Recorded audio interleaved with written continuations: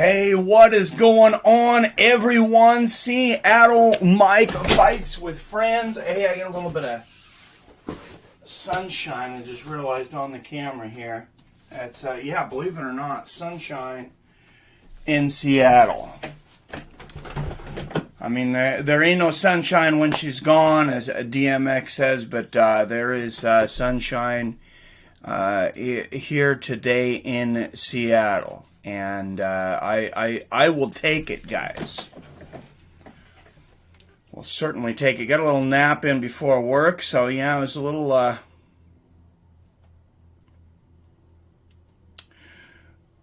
tired, but I am excited for this tournament, guys.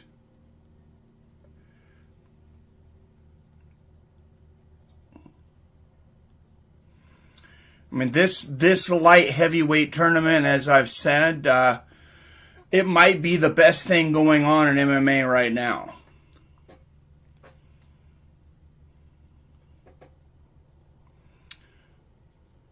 Let's head to the chat.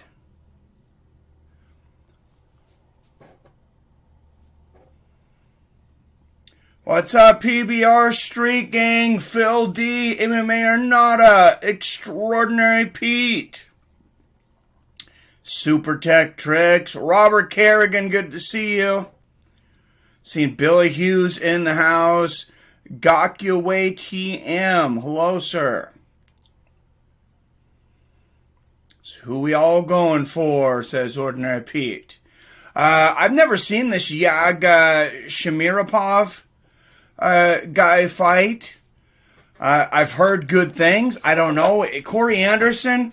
I have Corey Anderson, at least in my bracket, though. I haven't making it all the way almost to the end.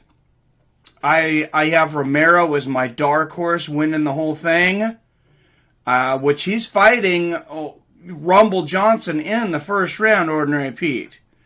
Rumble is next week, but me too. Go vote in the poll if you haven't. Yes, make sure you've voted in the poll for tonight. And there we go. And the first donation of the night, PBR Street Gang. Thank you, sir. Dropping the deuce to start this thing off. For those that don't have Showtime yet or haven't through this, the Bellator fights, as we've mentioned before, are on Showtime now, and they are running a special. They're running a great special. Go over to the Bellator site. You got to go over to the Bellator site to get it, but you get a 30-day trial. Which I think anybody can get that. But if you go over to Bellator, like I said, you get $4.99 a month.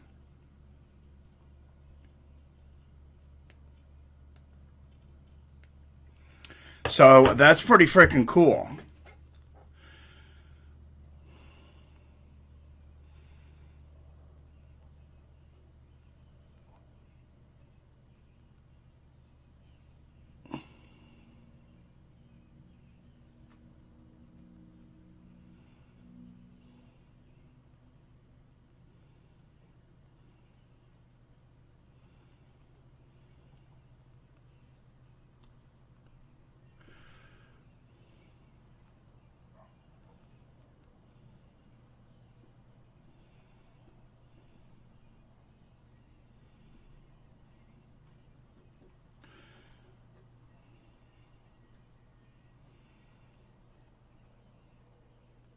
Next Saturday.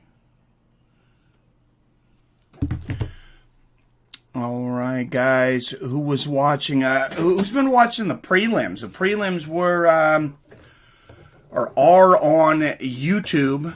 I think right now on the YouTube Showtime channel. I think they're probably over now. I was starting to watch a little bit of the Julia Budd fight, But I believe that's over. And I'm trying to get signed in, though, here to the YouTube channel, or Showtime channel, excuse me. If you wonder what I'm doing here. I don't understand Russian, Mr. Shatlick. I wish I did, brother. I need one of those Russian keyboards in the translate. A lot of people think that I speak Russian. We do have some Russian descendants in my family, but yeah, I don't speak it, unfortunately.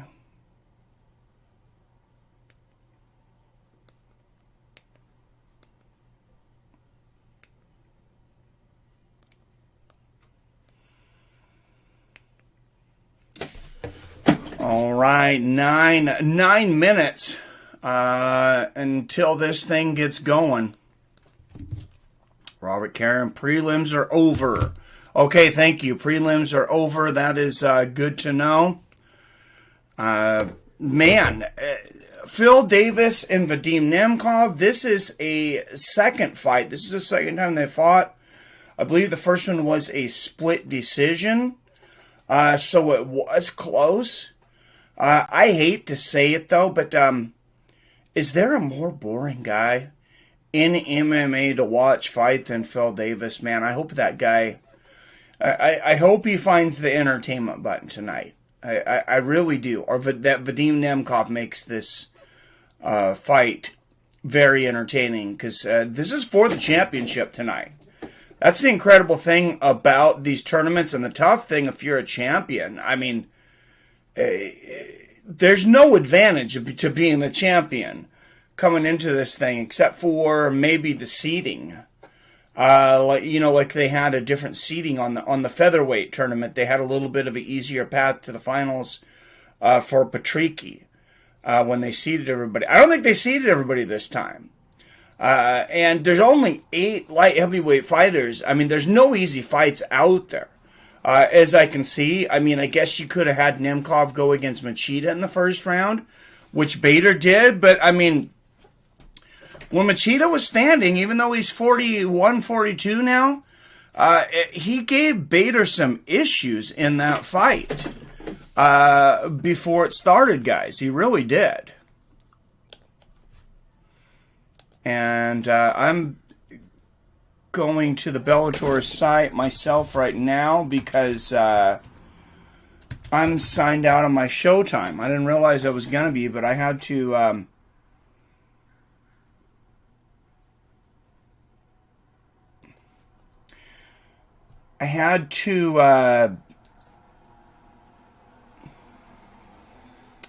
replace my debit card. So it sucks when that happens, because then you have to give that number to everybody else. The good thing is that if you have anything you've been paying for that you wanted to cancel or you were thinking about, it makes it real easy because nobody can get their money.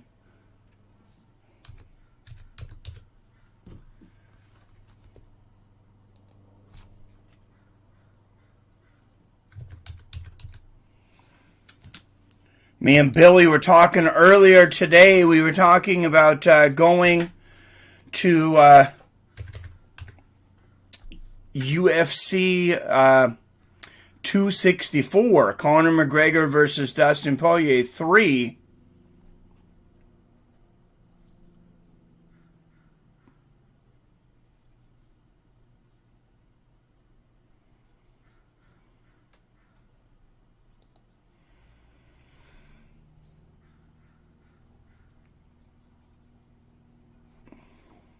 All right, start watching now. There we go.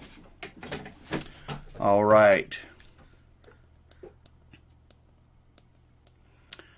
Sorry about the delay there, but I thought we were all good to go, and then I was signed out of Showtime.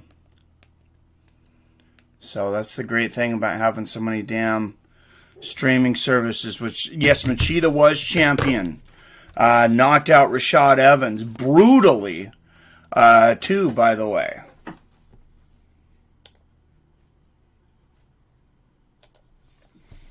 Absolutely brutal knockout. And for those of you that don't know, I guess some of you didn't know he was champion, so maybe everybody doesn't know this.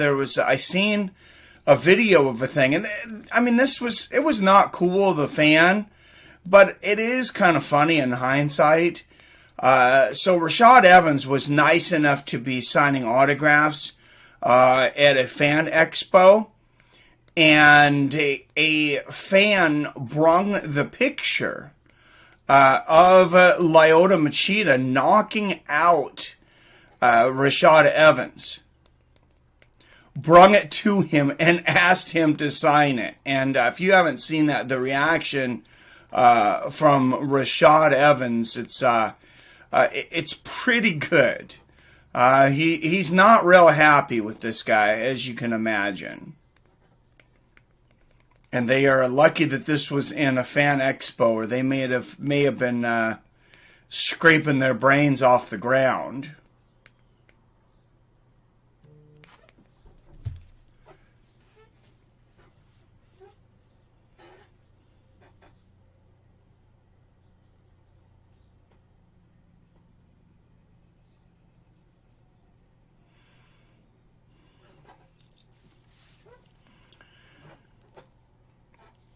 Wow, she was. What's up, Seven? Let go, family. Fight, family. His KO Bader was awesome, too.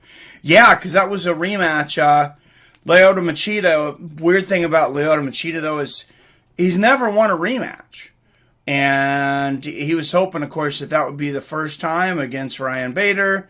And he didn't win that one either. He's never won 2 fights in a rematch thing. Wait, he fought Shogun. Is it Shogun too that I'm thinking he fought back? They fought back to back. Does anybody remember? I think they're the ones I'm thinking of. That they had like 2 incredible fights. I think Shogun. Did Shogun win the championship back from him? I mean, of course, John beat Shogun to win his first championship. I'm trying to think of what the order was there, and I can't because John was champion for so damn long. Shogun took the belt from Machida. Okay, thank you, Bill. That's I figured you'd know. That's what I was thinking, because the first fight was really controversial. If I remember right, it was a super close decision, and then they fought again, and I believe Shogun knocked him out. Who had TKO over Machida was a nice man fast. Okay, yeah, I remember that now. I was remembering the order correctly. And I'm almost into the Showtime app, guys, in time.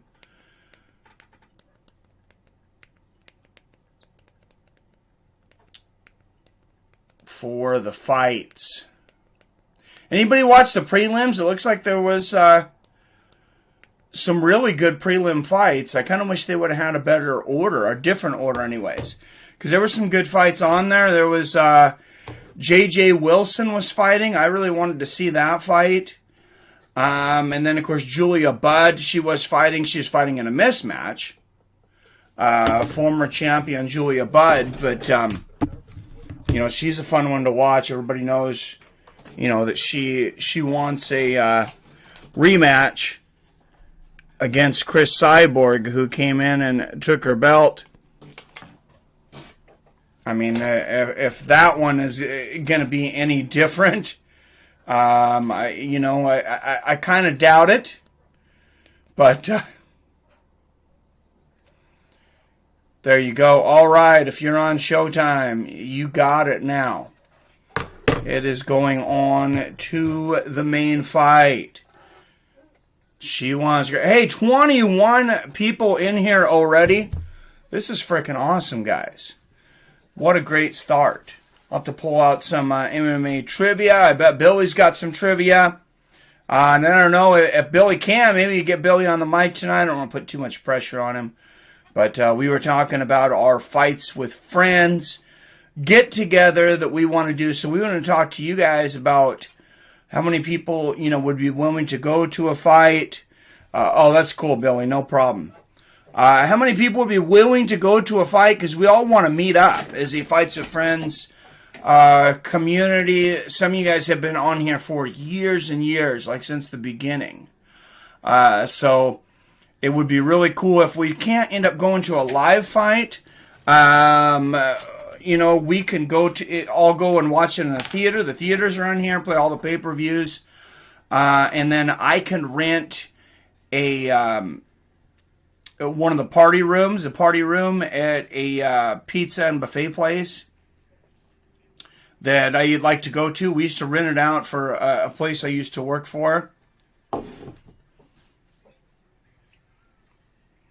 Can't tonight. 26 people in here. Hey guys, everybody, hit that like button or I will piss in your apple juice and not tell you.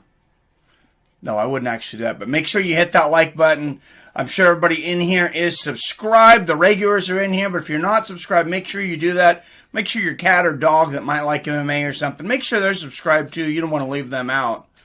And don't forget to ring that bell so you're notified whenever I drop a new video or go live for like pretty much every major combat event. Remember, 10,000 subscribers, guys, and I fight for real. I'm telling you guys, I will have a real combat event. It will be either a sanctioned amateur boxing match, judo, jiu-jitsu, or an actual MMA match. Depends on what the opportunities and opponents and things are. But it will definitely not be something, covered by headgear or anything like that. No little point-touching taekwondo match. Colorado would be better because we will be 100% open. We might have to do Colorado, guys. Yeah, I like that. Mauro Ranallo. Man, I am upset to see Goldie get let go with the Showtime induction. But Mauro Ranallo, man, that guy is slick on the mic. It is hard to find somebody better than that guy. One of the absolute best that does it in MMA. I mean, I think, I think boxing and MMA all the way down, I think Jim Lampley is the best to ever do it. At least that I've seen. I mean, you go back to like Howard Cosell, I've only seen like tape and things, and a few old broadcasts, but a guy I grew up watching, Jim Lampley, Al Bernstein, those guys, and 1 and 2, and Mauro Ranallo is right there after that. He really is. No one really cares about the fight. Mostly, how about 10,000 subs, and I'll give away $500. Wow. Billy Moneybags tonight says he'll give away $500. There we go. Get us up to 10,000 subs, and we'll figure out some way. And of course, I'll have to throw in something there too. I know we got 20 people in here, but right before this next fight starts going here, real quick, guys, I'm gonna grab just a little more water here, and I will be right back.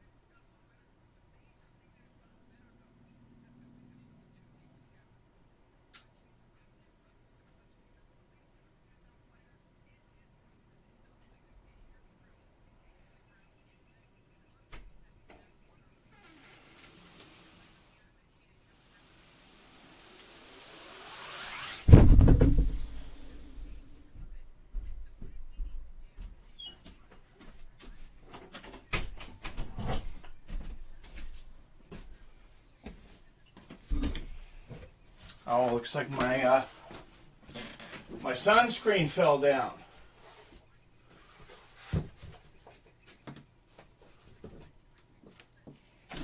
Sorry, guys, I got a sunscreen here. Lyoto Machida. What are they showing Lyoto for?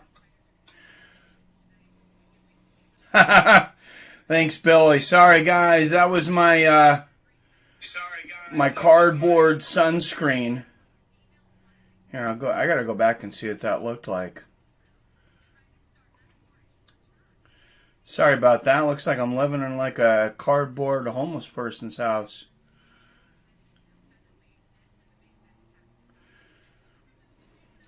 Time does Daley fight? Daley is like second fight? I believe he is like the second fight tonight. Why am I seeing things for Bellator 256? Okay, I gotta go. I'm getting Bellator 256 here. That's weird. Oh, okay, I'm on the Showtime home. I gotta go live TV. That was funny. It was just Bellator right on there, so I'm like, oh, I'm just gonna click onto it. And it was Bellator 256. So let's go through the main card real quick, guys. We'll pull up what the main card is. Doveletdzhan Yagshimuradov, 6 wins by knockout. He's won 5 of his last 6. He's 14-5. He'll be facing Corey Anderson tonight. And a lot of people are big on the incoming Russian. I didn't know who he was coming into this. But Paul Daley versus Sabah Homasi is either going to be the first or second fight of the night. There's only 4 on the main card. Because these Grand Prix fights are 5-round fights. So we got 2 5-round fights tonight, I believe. Paul Daley versus Sabah Homasi. Vadim Arteaga versus Desiree Yanez. Corey Anderson versus Doveletdzhan Yagshimuradov. And then Vadim Nemkov versus Phil Davis. The championship will be on the line for Nemkov at every fight of this. They're interviewing Bader Mike. Yeah, I've seen they got Bader at the desk. So it looks like Vadim Arteaga versus Desiree Yanez. That is going to be the first fight. Oh no, it's Homasi. It's Paul Daley versus Homasi.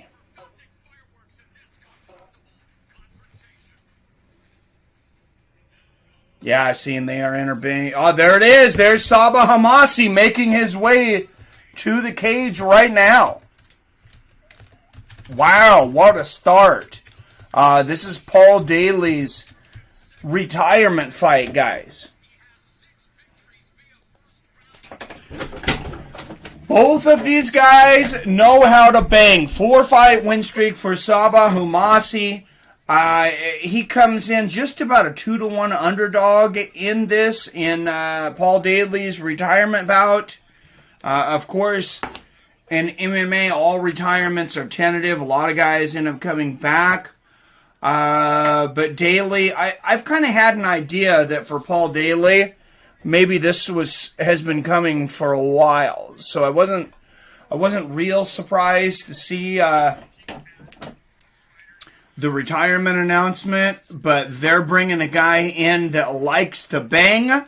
They're not bringing in a wrestler, I'll tell you that. They're not bringing in somebody that's going to wrestle and try to grapple with Paul Daley. They're bringing in a guy with a similar style to him. A guy with a bunch of first-round knockouts. Paul Daley poll results, Mike. Did Bader smash? Yeah, let's go to the Paul Daley poll results. 33 wins by knockout, 19 in the first round for Paul Daley. And I was just looking at his career. He actually has more fights than Phil Davis and Yoel Romero put together, who will be fighting each other on the next Bellator card. Major bad blood between Daley and his opponent. That's always a good thing. We like bad blood in MMA. We like blood, period, in MMA. But 41 of you voted so far.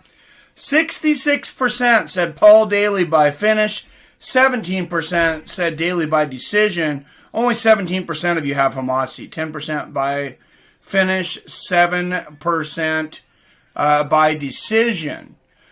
Paul Daley, 42, 17, and 2. Sabah Homasi, 15 and 8. Daley, 6 years older at 38. Homasi is going to be 3 inches taller at 6 feet. Have a 2-inch reach advantage at 71 inches. Man, this guy has had some fun fights over the year, though. Over his career, Paul Daley, of course, fought in the UFC. Wow, that's a lot of fights. Yes, it is. All right, guys, out of the blue corner, 12 of his 15 wins by knockout or submission. He has 15 and 8 as a professional with 10 knockouts and 2 submissions. Sabah Homasi.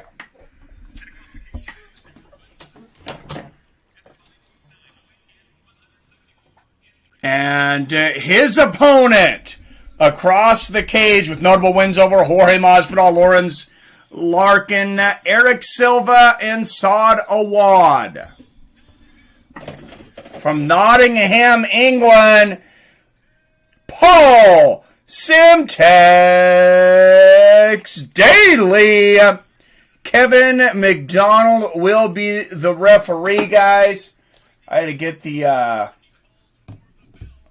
Whoa, this fight is dynamite, gentlemen.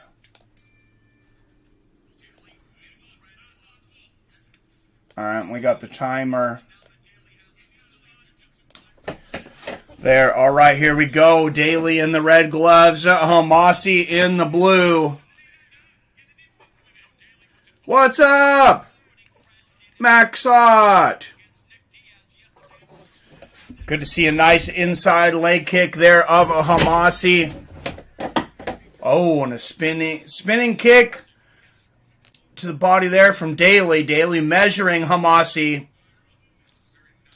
Daley's faced a lot of guys that were taller than him in his career, so that's nothing new. Oh, big right hand from Homasi, and Daley is hurt, and Homasi is teeing off. Oh, huge combination from Homasi. A big right and a left hook. Daley's in trouble. A body kick from Homasi, and he falls over.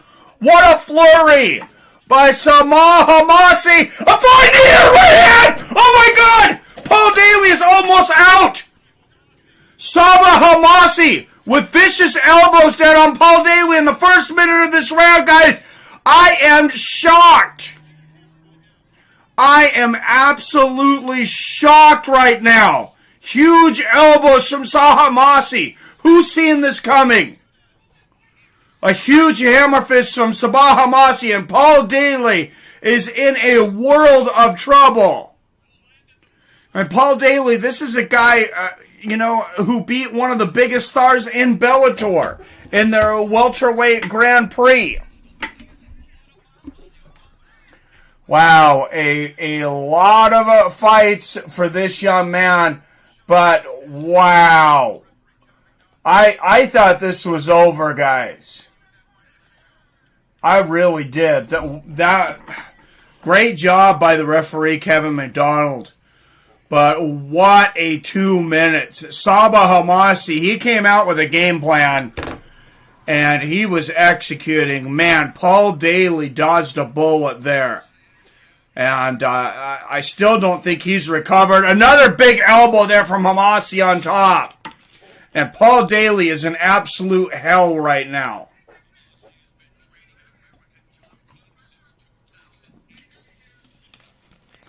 Wow, Sabah Homasi, I'm sure he was feeling the disrespect this week. Like I said, he was just about a 2-1 underdog to Paul Daley. But, man, for Paul Daley in his retirement fight, he could not have came out to a tougher ovation. Man, what an explosion from Sabah Homasi beginning this round. And Paul Daley gets up in a right hand for Daley. And here comes Daley. Oh, and he falls over from a kick, a body kick from Homasi. What a war. Guys, this week was the anniversary of Marvin Hagler versus Thomas Hearns in boxing, one of the greatest first rounds of all time.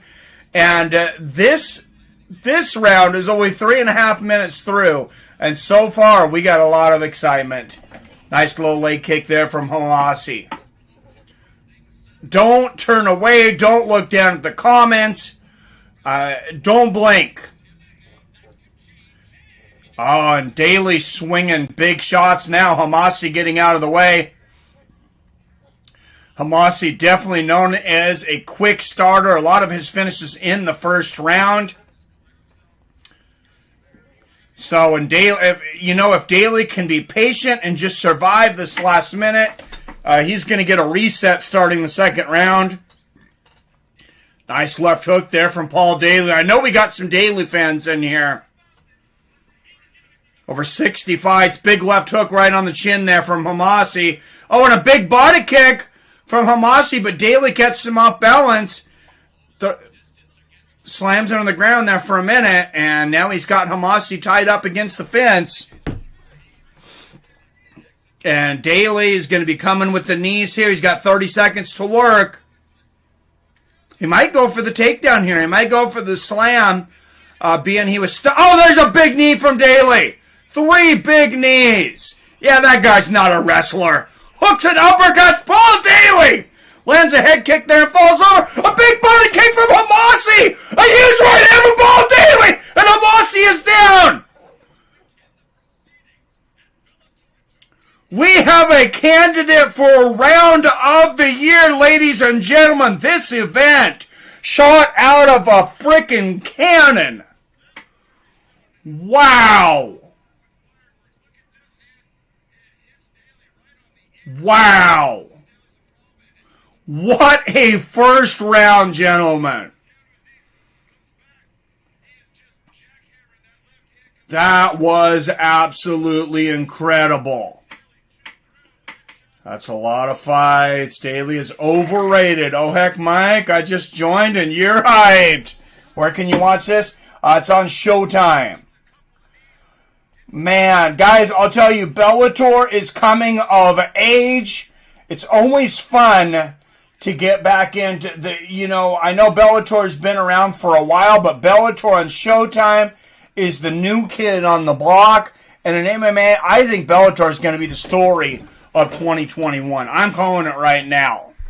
The comeback of Bellator will be the story of 2021. And that was definitely, it's early in the year, but that was definitely the round of the year up to this point. Yep, it's on Showtime. Go Homasi. I voted for him to finish. All right, Homasi 10-9 winning that first round. But what a battle. And we'll see how Daley's able to adjust here in the second round. Like I said, the last fight of his career. Nice 1-2 up the middle for Semtex. Right hook lands for Homasi. Man, what a start, guys. I'll tell you, I get more excited than anything is when you don't see... Oh, huge right hand from Daley and Homasi! Wow! Hammer fists and big shots. Paul Daley trying to finish this fight right here. A big uppercut on the ground. Guys, I can't look at the comments or talk about anything but this fight right now. Left hook to the body there from Daley. What a war. Guys, this is going to be one we're going to remember no matter what happens here. I'm glad you guys are in here early today. Nice right hand for Paul Daley. A lot of the regulars, because this This is not one you would have want to missed. Man.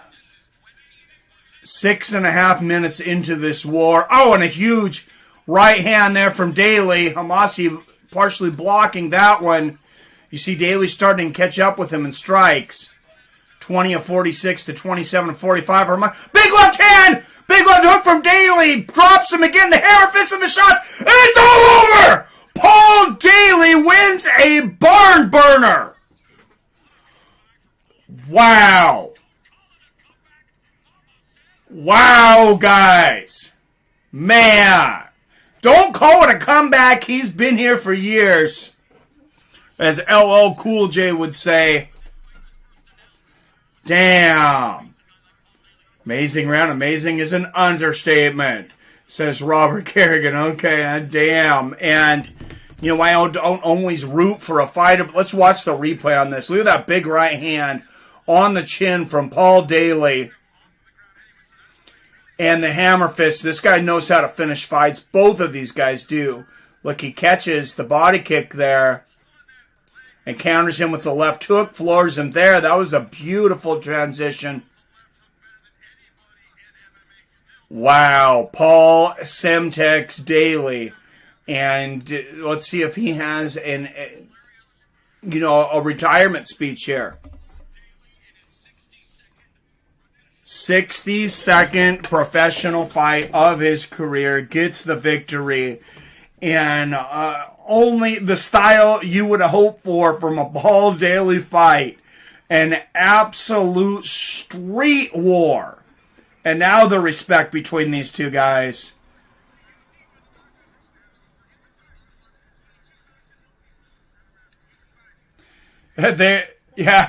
Daley comes over to him and he says, look at my fights. You came out here fighting like this. He says, look at my fights. The guy said, Paul Daley said, you and Diaz were the only guys to drop me. 62 fights. And that is correct. I mean, Daley might have had his issues sometimes with grapplers and wrestlers as the sport moved on, but few guys could ever strike with Paul Daley. Sabah Homasi's got nothing to be embarrassed about tonight. What a fight. Holy crap. Violence for days. Snake said overrated, huh? I'll tell you, that fight was not overrated, guys. That is, not only is that fight of the night for this, I'm going to call it right now, that's going to be fight of the night for this week. That could be a fight of the night for this whole damn year. Certainly a candidate for round of the year in that first round. Damn. And here's the interview of Paul Daley and Big John McCarthy. Wow. And this guy has fought legends.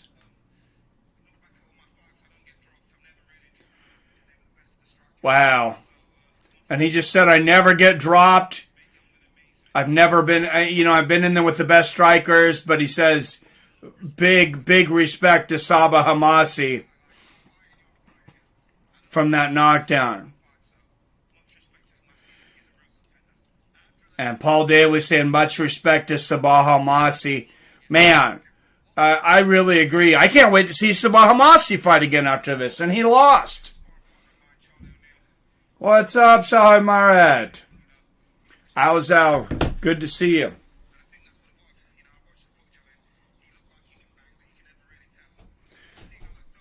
Wow.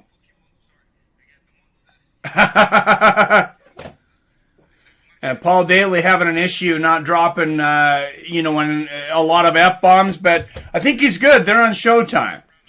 I think that's one of the good things about being on Showtime is I think he can drop as many fucking F-bombs as he wants, but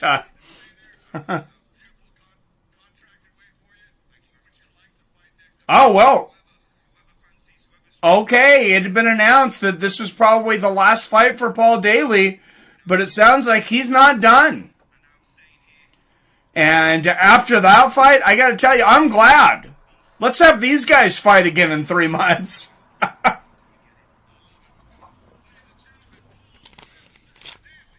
Wow. And Paul Daley is as pumped as ever. Man. And dropping bombs in the cage and outside the cage. Paul Daley. You could tell he was not trying to drop F-bombs, and he did like 4 times. Just what a great human being. Great fighter, great interview, great human being, and a true warrior of combat sports. Man. May 7th, guys. I'm calling it right now the greatest Bellator card of all time. You got Archuleta versus Pettis for the Bantamweight World Championship, Sergio Pettis.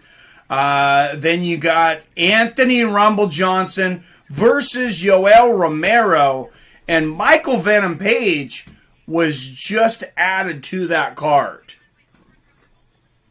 Daley and Bellator starting 175-pound division. I like it. Are they?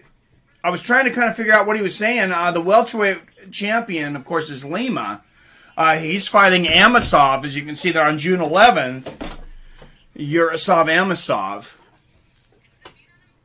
What's up, Adam from Ellen? Made it in time tonight. Daley versus Diaz 2. Hey, I'm glad you were here in time, Adam. And speaking of Douglas Lima, they have him at the broadcast booth here next to Josh Thompson. And get some words from him. And there are some studs in Bellator. People are starting to figure that out because Michael Chandler comes over to Bellator, and I know a lot of people are like, hey, Michael Chandler's coming over, but are we getting him at the end of his career? He got knocked out by Douglas Lima, lost the championship. Gets a shot at Dan Hooker, a top-rated guy right out of the gate. Blasts Dan Hooker. I mean, like, nobody blasts Dan Hooker like that. But he did. And then he's got a title shot. If he can knock off Charles Oliveira, what a huge win. For the UFC. But I still definitely will always consider Michael Chandler a Bellator guy. He can become a UFC guy too, but he's a homegrown in Bellator. Yagshimuradov. Oh, that's why the Russians are in here. Talk to me about Yagshimuradov. I'm not familiar with this guy. He's fighting Corey Anderson tonight, but there seems to be a lot of fanfare around him. Pitbull beat Chandler, not Lima. Oh, you're right. Did Douglas Lima? Are they in different weight classes? Did Chandler never fight Lima? You're right. Pitbull was the guy that beat him on the way out. Thank you, Billy. Bellator changed their fate, going to Showtime. So much better production level. I think it's going to go down as one of the best business moves in the history of combat sports. And it's a win-win for me. It's a big win for Showtime. It's a big win for Bellator. Because MMA fans, they're having to get these streaming services and things now anyways. And, some of us do watch other things. Like martial arts movies and Rocky and boxing, which Showtime has. And if you have to get a streaming service anyways to get some great fights, you get Showtime. You get all these movies, you get stuff for the entire family, besides just the combat sports that comes with it.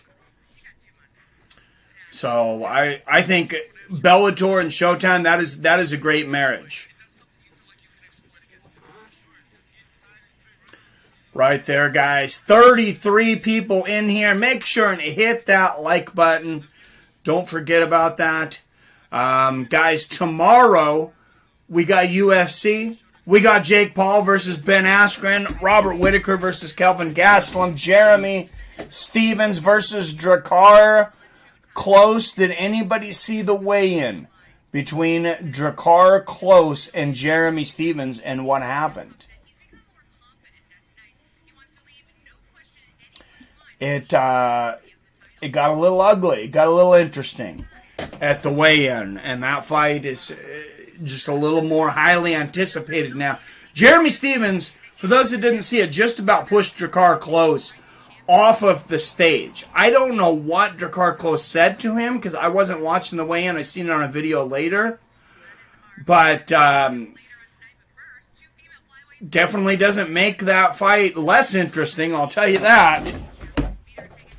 Women's flyweights coming up next. Veda Arteaga,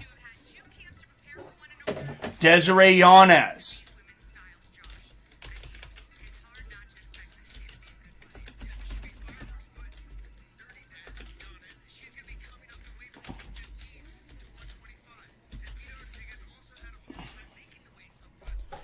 And I have some big news. Somebody I was messaging with. It's killing me, guys, because I don't think I can talk to you guys about it yet. But I have some big fight news, some big news for the channel. Going to include some traveling. And I can't wait to be able to talk to you guys about it. I'll definitely be able to talk to you guys about it by next Saturday. Yeah, these earbuds are really loud. Thank you, Chimu. I like to listen to the commentary now and then, but I can't get the volume to go down on these damn things. For whatever reason, with this, I'll unplug them. Well, I'm not going to unplug them, because sometimes I kind of like to try to hear things. Text me, Mike. I gotta go. Text me now. It says. All right, Billy. I'll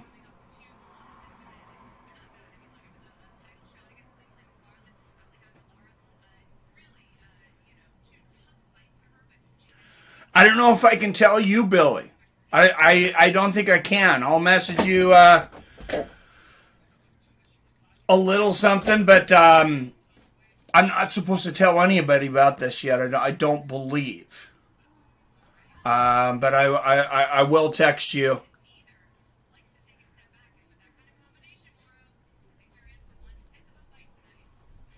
Something. This person I talked to, I don't have any permission to talk to them yet. So, to talk to anybody about this yet. But like I said, everybody should know next week. Because I'll be traveling a little bit.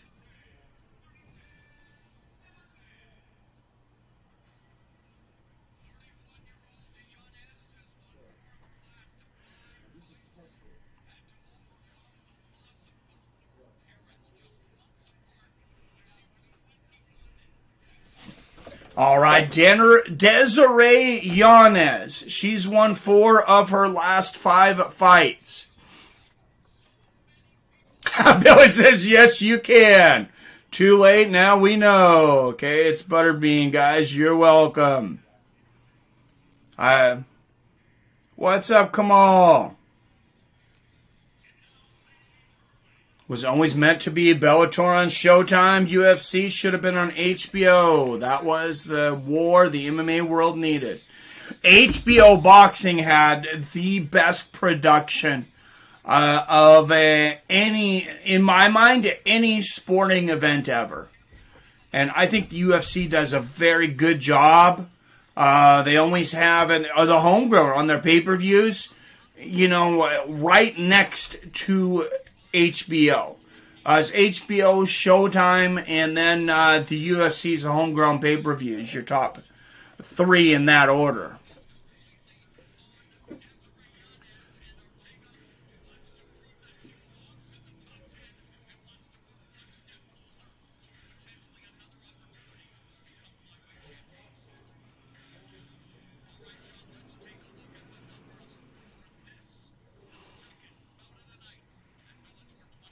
All right, guys. Veda Arteaga, 5-4. Desiree Yanez, 5-2. Arteaga, 2 years older at 33. Both women, 5-4. Yanez with a half-inch reach advantage.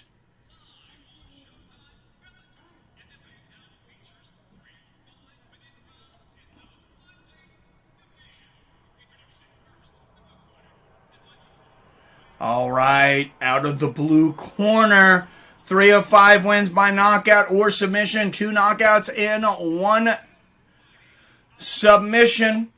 Out of Waco, Texas, and we know there's some wackos in Waco, Desiree Yanez.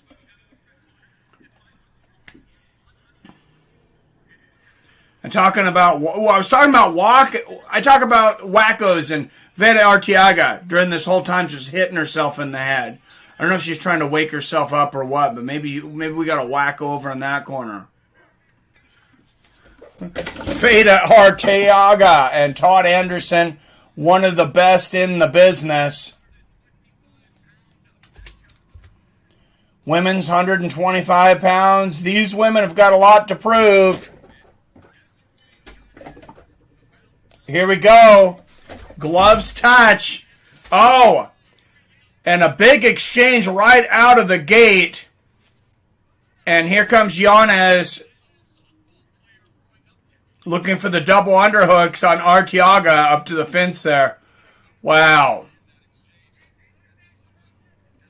That was a big exchange early, now up against the fence.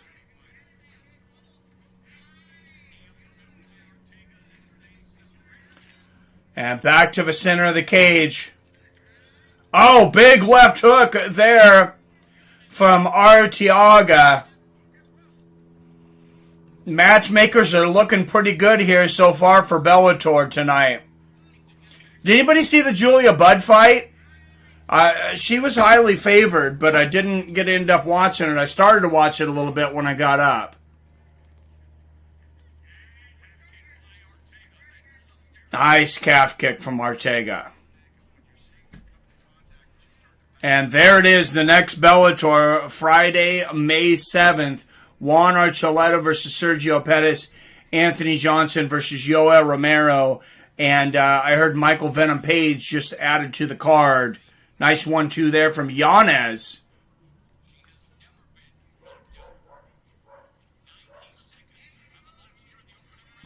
Going to be great. Don't forget, big broadcast next Saturday. Usman versus Masvidal, plus more title fights. Yes. A lot of good stuff. Going for the Texas gal.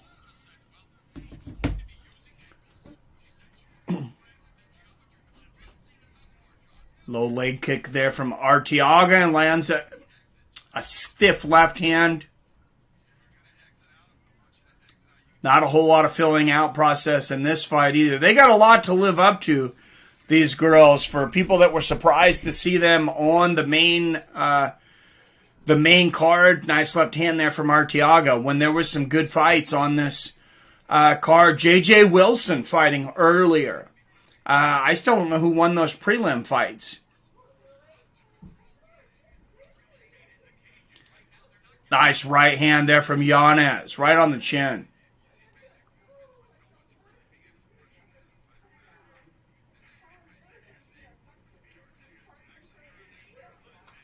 Big combination there from Yanez. 2:20 left in the first round. Oh, nice 1-2 there from Arteaga. Very competitive first round between these two young ladies at 125 pounds. It's funny, men at 125 pounds, it's like, these are like the smallest men ever. But you get women at 125 pounds. Nice 1-2 there from Yanez. And it's just regular women. Just like regular sized women. Oh, beautiful combination from Arteaga, and Yanez getting some shots in there too. Sneaky little uppercut. Oh, beautiful shot there from Arteaga. The timing there, did you see how she kind of put her fist out there and timed it? Nice low leg kick there from Arteaga. I like her. I like her striking. Nice outside leg kick there from Yanez.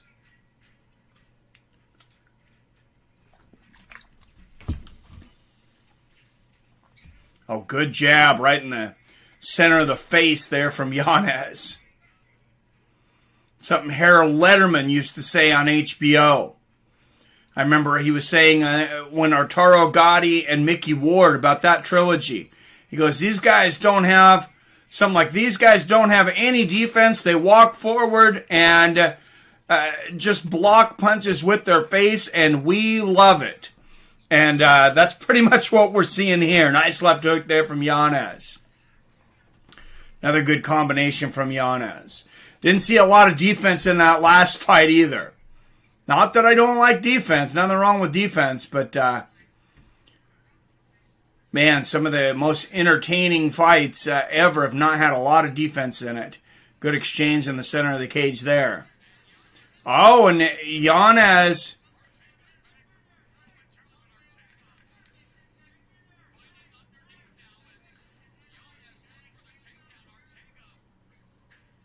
Wow, look at that.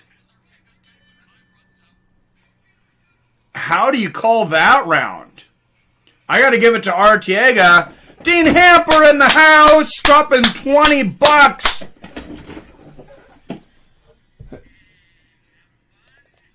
Thank you very much, Dean. Much appreciated.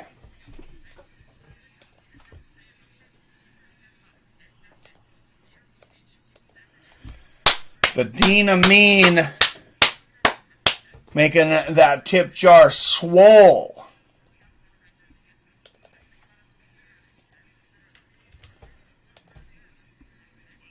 Like I was saying, the deuce deuce earlier. Now the tip jar is deuce deuce.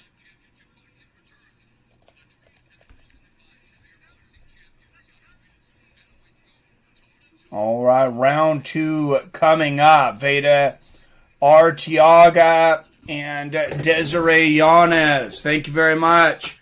Dean Hamper, and happy birthday to the birthday girl. Yes. Yes, I will tell her it is my daughter's 19th birthday today. And if y'all think I'm being a bad dad, they have something timed that, or they have something planned for this evening that really doesn't involve me. So, nice combination there from Arteaga. I know the boyfriend, we talked, he's taking her out. Oh, big right hand from Arteaga, floors Yanez. And here comes the big ground and pound.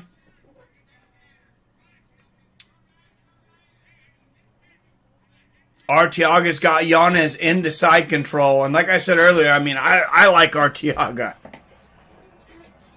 She is putting on, she is making this a fun fight. I mean, I like Yanez here too, but Veda Arteaga has given us a lot to enjoy here. Oh, beautiful left hook and a right hand from Arteaga as Yanez makes it to her feet, and big knee to the body there from Arteaga. That's what you want to do when you hear your opponent take a big breath. Give him a big knee in the breadbasket. And Arteaga, oh, look at Yanez is tired. You can tell she's really not defending this well. She got the rear naked choke underneath. Guys, oh, wow. I thought that was going to be it. And Yanez slips it. She moves to her left, pries the hand off. I thought she was going to get it. I think Arteaga maybe could have held on to that and gotten a neck crank. There's a lot of blood coming from somewhere, and I think it might be above Arteaga's eye, which just looks to have pissed her off. Big hammer fist there. Yanez pulling that hand off again.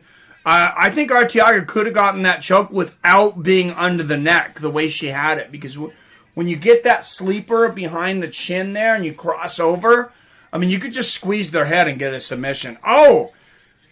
She had hooks in with her back up against the fence there for a moment. Lets it go. But, man, she is drowning Yanez right now. But she also has a really bad cut on that eye. On that left eye. Oh, man, look at this brutal ground and pound. Desiree Yanez is in a hell only a fighter knows right now. And Arteaga, I mean, this has turned from a competitive fight into an assault. Veda Arteaga, oh, big knees to the head. Uh-oh, there was a hand down and she couldn't see it. It was at a bad angle. Oh, no. You could definitely tell that wasn't intentional. Let's see what Todd Anderson decides to do. Todd Anderson, one of the best in the business. Oh, hats off to Desiree Yanez, excuse me. Todd Anderson asked her, how you feeling? She says, I'm feeling good.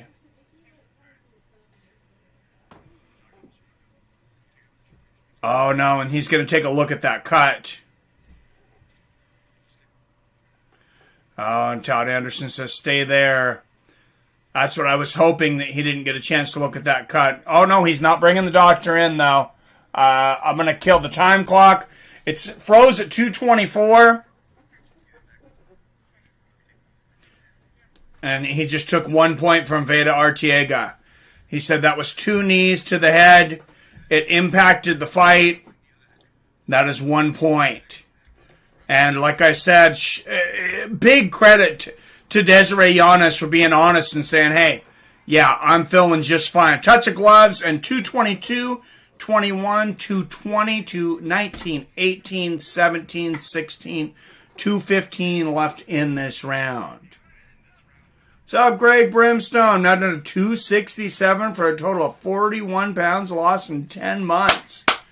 Great job. Great job, Robert Karen. That is impressive, Robert. Should do a giveaway contest for one of 2 Masvidal figures for the broadcast next Saturday. I'm sure people would enjoy that. Hola, Greg Brimstone. All right, and what an exciting night it's been so far. I think Veda Arteaga, she was about to take Yanez out, though. Maybe worse than losing that point. Nice 1-2 there from Arteaga, was losing that position. Nice left hook there from Arteaga, but Veda Arteaga was really starting to take over this fight. And these odds, I think these odds are very close. If I'm thinking of the right fight, I think these odds might have been even. Nice outside leg kick there from Yanez. Or excuse me, from Arteaga.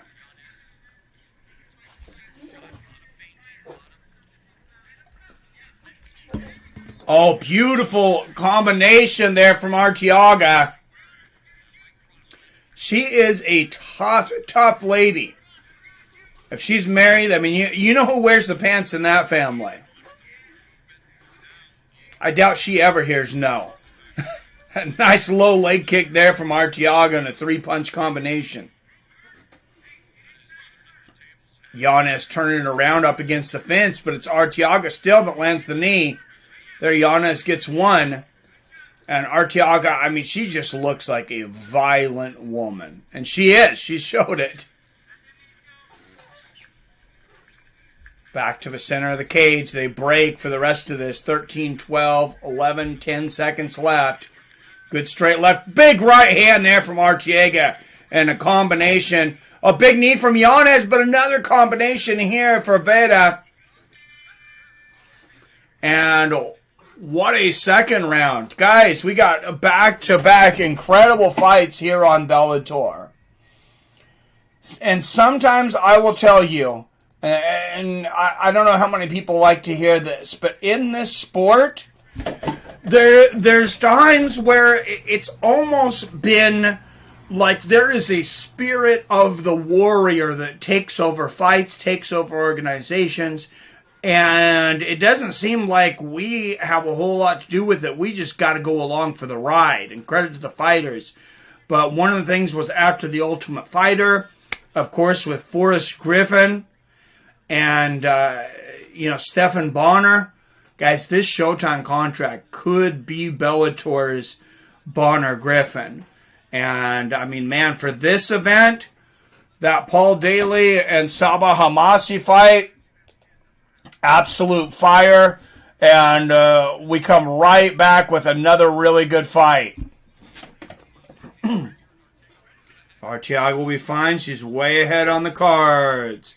Oh, I would say so. I think she was definitely on my card. She was on her way to a 10-8. Oh, a big 1-2, big combination from Arteaga. Yanez shoots and gets the takedown. This is probably what she needed to do earlier in the fight. And there you see Big John McCarthy's card. It's got Arteaga 10-9 in the first and got a 9-9 in the second to put Veda up 19-18.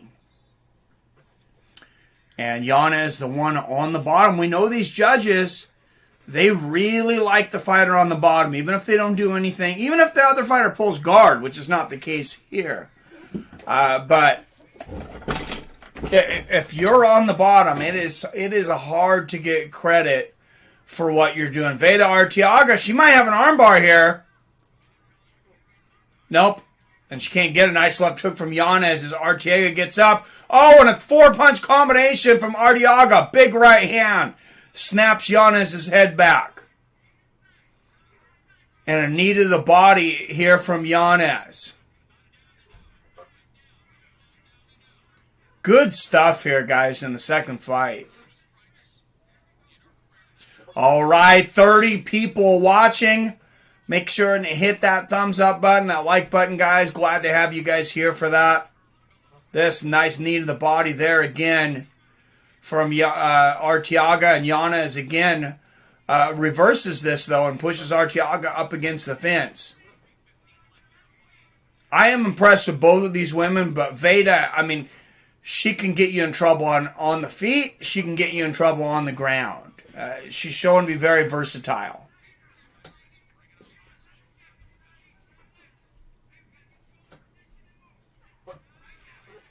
Oh, nice knees from Arteaga up against the fence. Oh, and a nice elbow. Another knee to the body. Good right hook from Yanez. They break back to the center of the cage. And a big left there from Arteaga. A right hand. Wow.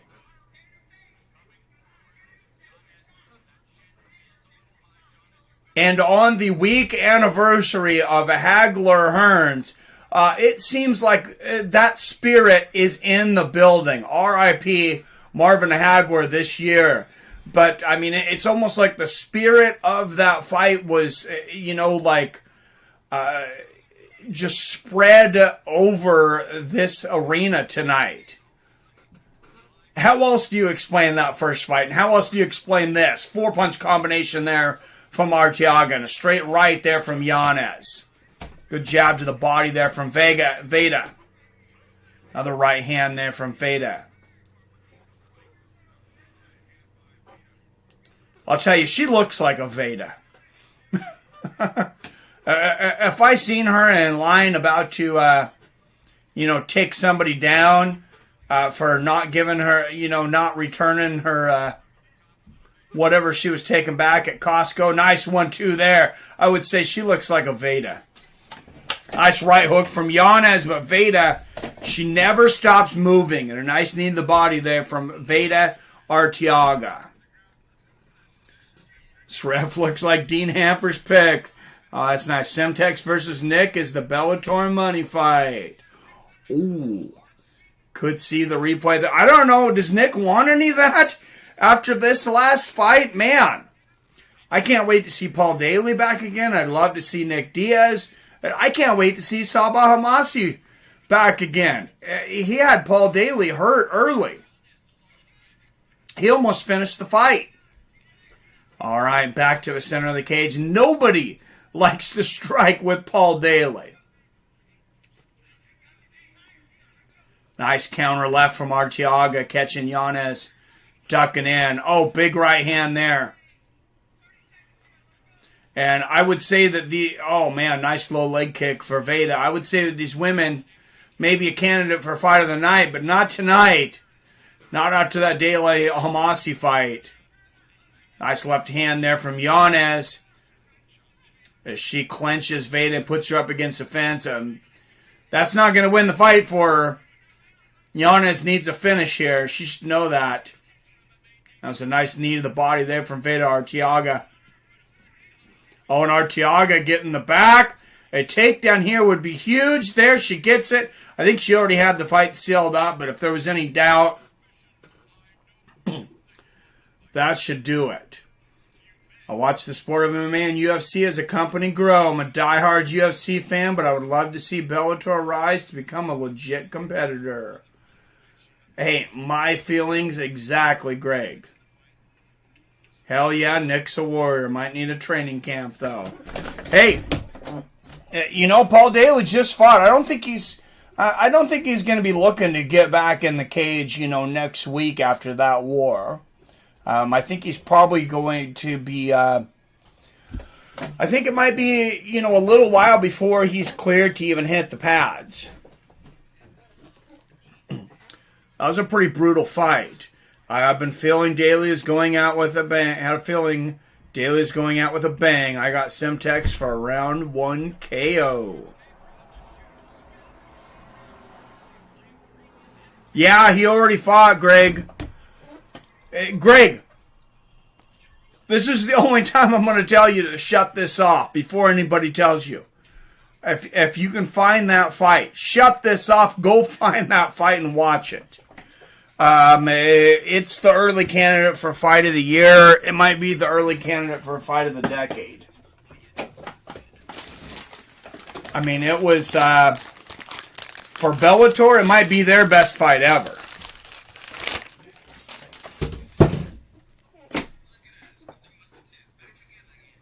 Almost, Greg. Really? That good, huh? I'd have to watch it again. I mean, I was super excited. I said earlier, I get the most excited by things that happen that really surprise me.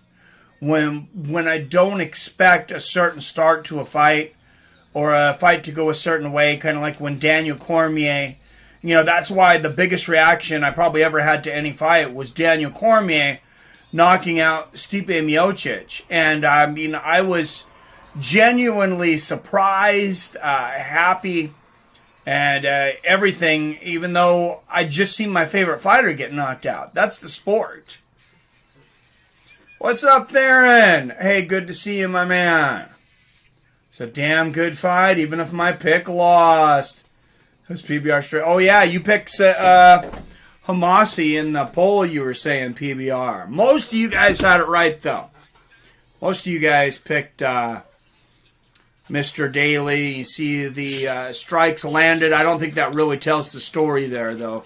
60-51 in favor of Veda. 2 takedowns for Yanez, 1 for Veda. I have Veda winning every round easily, though.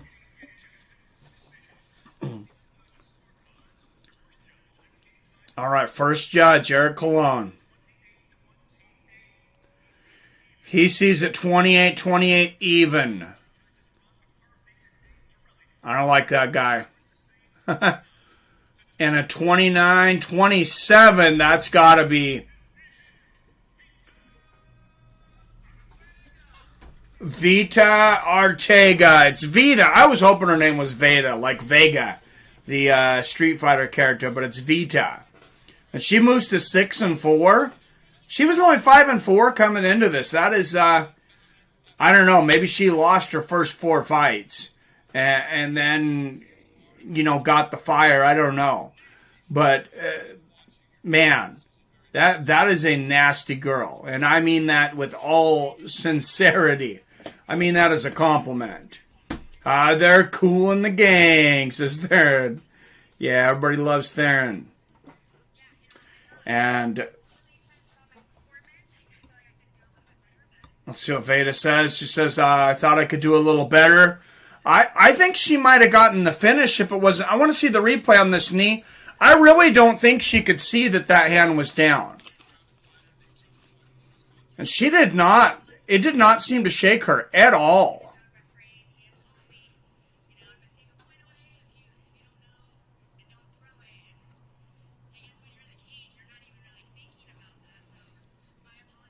And Vita says, I guess when you're in a cage, you don't even think about it. It certainly wasn't purposeful. It absolutely wasn't personal. All right, 31 of you beautiful fight fans up in here. Make sure you hit the like button. If you're subscribed, make sure your dog, your cat, your mama is subscribed, your baby mama. your baby mama stepsister. Did I miss anybody here? No. Staring short for Ron, says Adam. I don't know. I think it's just, like the Ron. No, Ron would be short. I like it. Juan Archuleta versus Sergio Pettis. Anthony Rumble Johnson versus Yoel Romero. Next week, next round of the Grand Prix tournament quarterfinal. We get 2 fights for the tournament tonight, though. And they didn't show 2 of the best fights on that card, too. That is such a stacked card because James Gallagher and Patricky Mix, 2 of the biggest prospects in, I believe it's bantamweight, in Bellator, are fighting each other. Patricky Mix, man, that kid is a stud. And James Gallagher, I mean, he's got a lot of smoke behind him, too. He's got something to prove in this fight, I think. And then Michael Venom Page, dude, is always interesting to watch. I will never forget that flying knee that he hit Evangelist Cyborg Santos with and cracked his skull. And you see the brackets here, the light heavyweight Grand Prix bracket, first match. Bader defeated Machida. He will fight the winner of tonight's match between Corey Anderson and Yagshimuradov. And I've seen shout out to the Russians. I've seen the Russians in the chat tonight. Victor Nemkov, Vadim's brother, fought earlier. Vadim, of course, the light heavyweight champion, fighting Phil Davis tonight. And Yagshimuradov coming up here, representing that area of the world against Corey Anderson. So, big Russian representation in this card. Corey Anderson, he's won 5 of his last 6 fights. The one loss, I'm sure you guys will remember it. You might have heard of the guy. It's his name's Jan Blachowicz.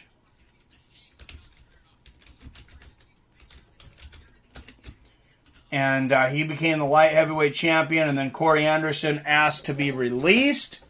And the UFC granted his wishes, unlike the wishes of one John Jones.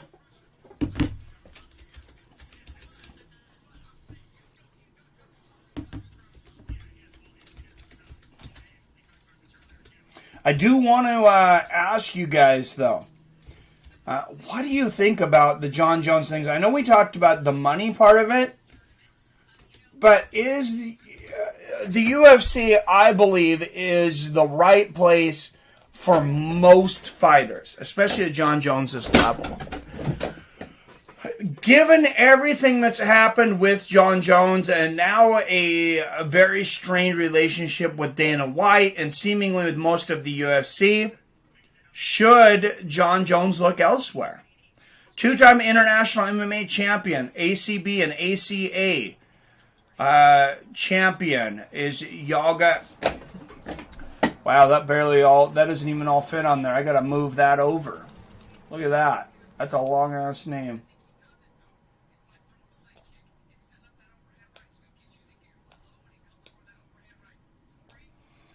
Yeah, I gotta make it a little. Damn, that is a mouthful. Doveletdzhan Yagshimuradov.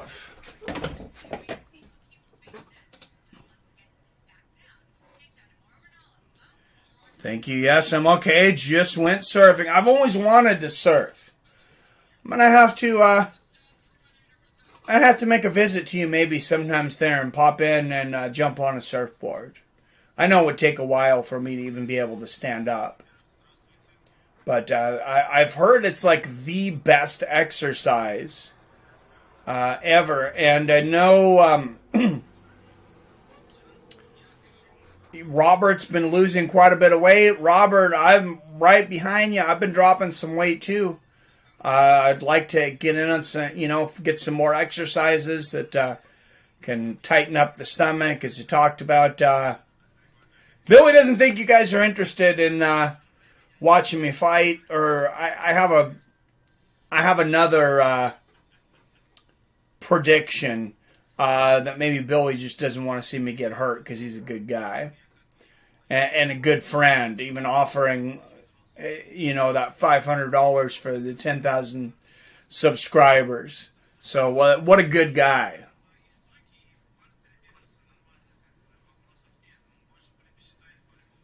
Yes, they're on lots of fun. No doubt. I got webbed gloves. Beautiful. Francis versus Jones. Yeah, I mean, I would love to see the fight. They're gonna have to pay him, though. For that fight, for moving up a weight class, for everything John Jones has done, to expect him to fight, that monster of Francis Ngannou, I think he's right. He said, if you're going to come to me with 8 to 10 million, don't even bother. And then, of course, his coach coming out saying they want 50 million, and that's way ridiculous the other way. But I think he deserves 20. I think he should fight for 20 all the way through. Somebody said he should ask for 25, hoping to get 20. I like that. I don't think he should take the fight for less than 15. I don't think the UFC should pay him less than 15 for that fight.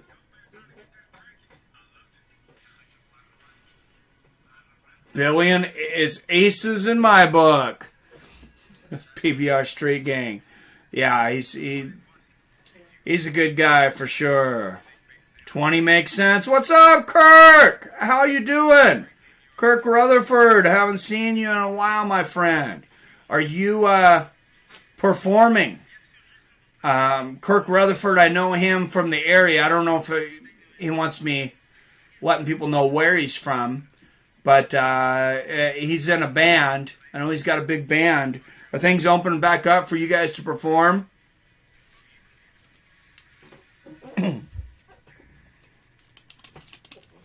I don't know if she told you or if you seen her, but the daughter went to one of your performances. I think it's that place in Arlington. Little by little. Yeah, this has been tough, everything opening up, man. But tell you what, I cannot wait to get out there and see live entertainment. I hope you're doing really well. Good to see you in here. I used to work with Kirk in a town north of where I'm at now for several years. He's a really good guy. Doveletdzhan Yagshimuradov on an 8-fight win streak. And a big fight fan. We got some gigs in Oregon coming up in June. Sweet.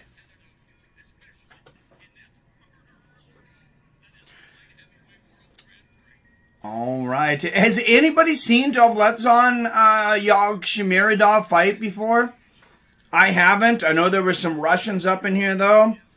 I'm in PDX. Oh, you're over there in Portland? Nice. I make it up to Portland sometimes. All right, keys to victory, movement and angles, land the overhand right for Yagshimuradov.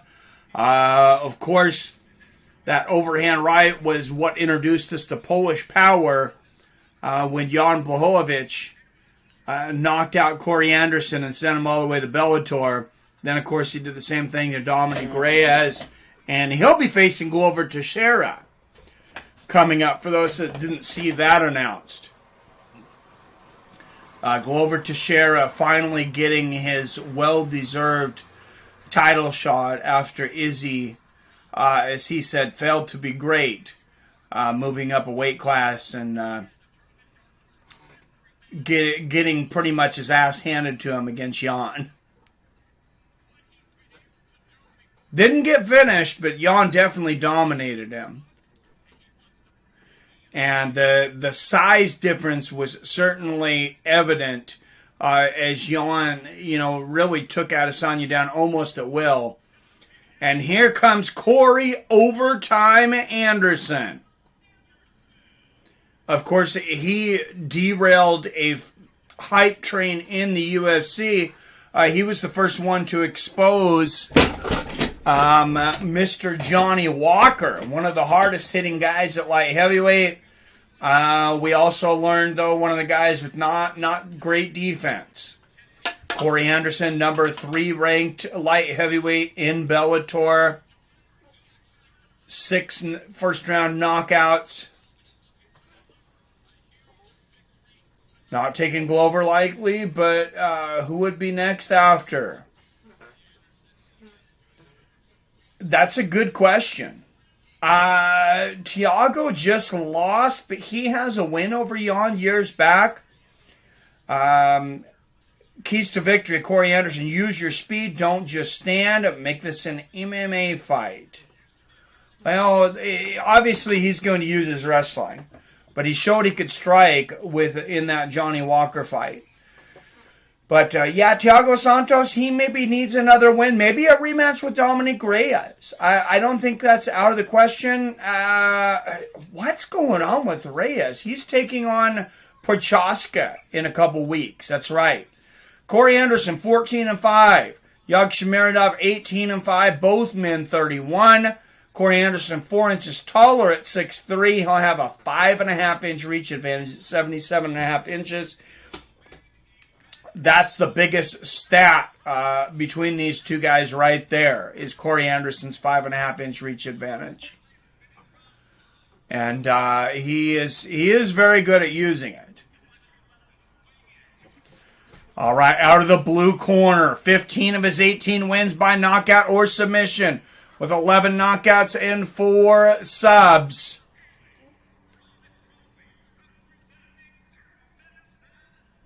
He is from Turkmenistan, Doveletdzhan Yagshimuradov.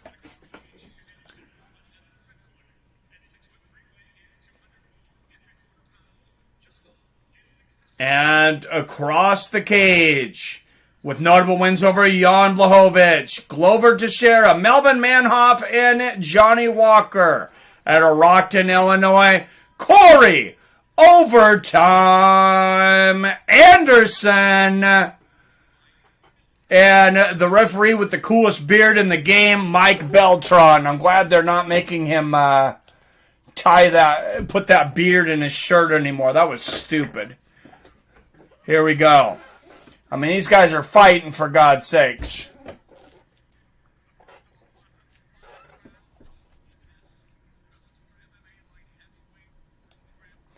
All right, guys. Light heavyweight Grand Prix quarterfinals tonight. This match, winner of this fight will face Ryan Bader. Here we go. But Kirk, your answer, I think it's the winner of Jiri Prochaska and Dominic Reyes. Actually, now that I think about it, as long as they have an impressive performance.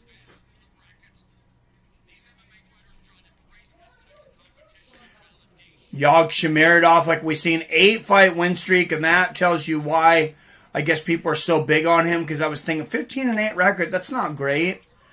But that means he was 7-8 and reeled off 8 in a row. Nice uppercut from Yagshimuradov here early. 4:20 left in the first round. Nice outside leg kick there from Anderson. And the inside leg kick. And Corey using that reach to his advantage. Nice outside leg kick from Yag. And a battle of the leg kicks here early. And Corey Anderson, we've seen that his boxing has gotten better and better. Of course, his bread and butter is his wrestling. So we'll see how long it is before he goes for a takedown. Nice straight right there from Corey Anderson. And Yagshimuradov, known for having dangerous hands. Oh, throwing that uppercut again. Really turns his weight into that right uppercut.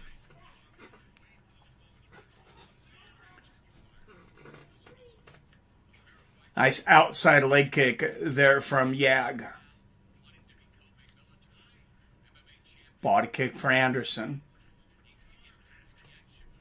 A little bit of a feeling out process here. A lot of respect, a lot on the line.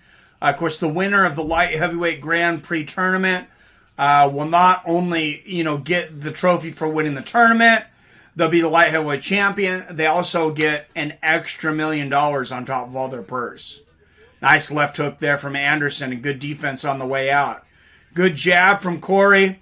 Corey's got to be careful, though. He got into this boxing game with Blachowicz. I think he got cocky.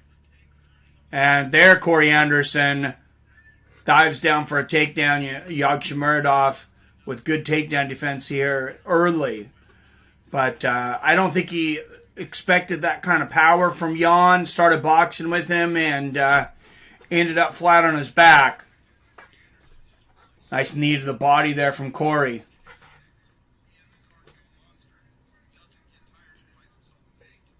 WOF, Woff Woff. ESPN makes him tuck handlebars in because Disney doesn't approve of it.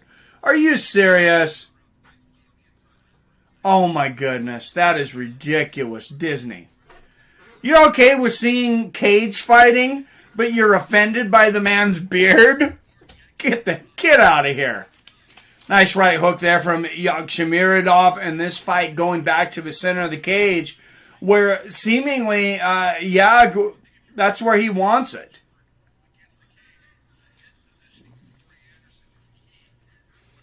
And, if he's able to pull off an upset tonight over Corey Anderson, Yagshimuradov could be the talk of the town after tonight. Nice right hand there from Corey Anderson. So I know a lot of people have Corey winning this whole thing. I have him going to the finals.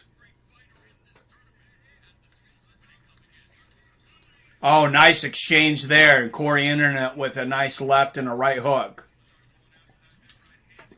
And Corey's got a great jab. He really did revamp and retool his style after, people calling him boring. Nice low leg kick there from Corey Anderson because he would just use his wrestling, but he would win.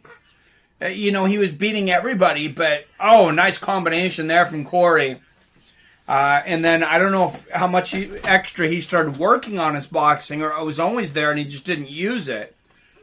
Yagshimuradov just short with the 1-2 there. And big shout out, like I said, to the Russians up in here. Nice left hand there from Yagshimuradov. You guys are killing it in the sport right now. Even with Khabib retiring, he might end up being coach of the year by the end of the year. Nice body kick there from Corey Anderson. Spinning wheel kick from Yag.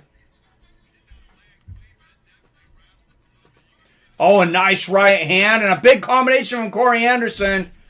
Nice right hand from Yagshimuradov. Combination at the end for Corey Anderson.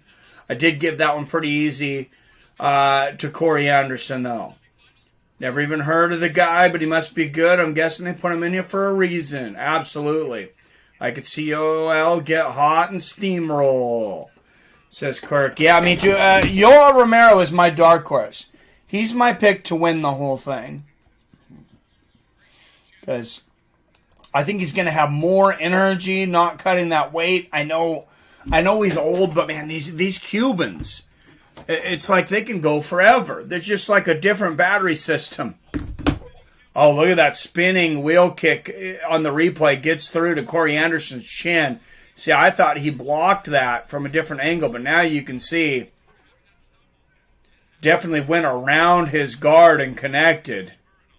Man, if his heel had been turned just a little further out, Corey Anderson might have gotten knocked out there. If Yagshimuradov's heel had been turned out. All right, guys, here we go. See you soon, boys. Great Britain, Yoel's my dark horse in this tournament. Hey, that's why I like you, Robert. You're a smart guy. Same dark horse as me. All right. Corey Anderson taking the center of the cage early. Nice front kick to the body. And I know we all want to see these guys strike, but I think Corey Anderson, if he wants to win, he's going to want to mix in some takedowns. Nice jab there from Corey. So I have a feeling Yagshimuradov could really put his lights out if he connected with the right shot. Oh, and there's a single leg from Corey. Good defense here so far from Yag. Oh, and Yag punishing him. That right hand. That's a lot of guys, a lot of guys complain about, hey, these guys take me down. And, they hold you there for 4 minutes and they went around. Do something about it. Punish these guys for going for the takedown attempt. Don't just let them take it to the ground freely.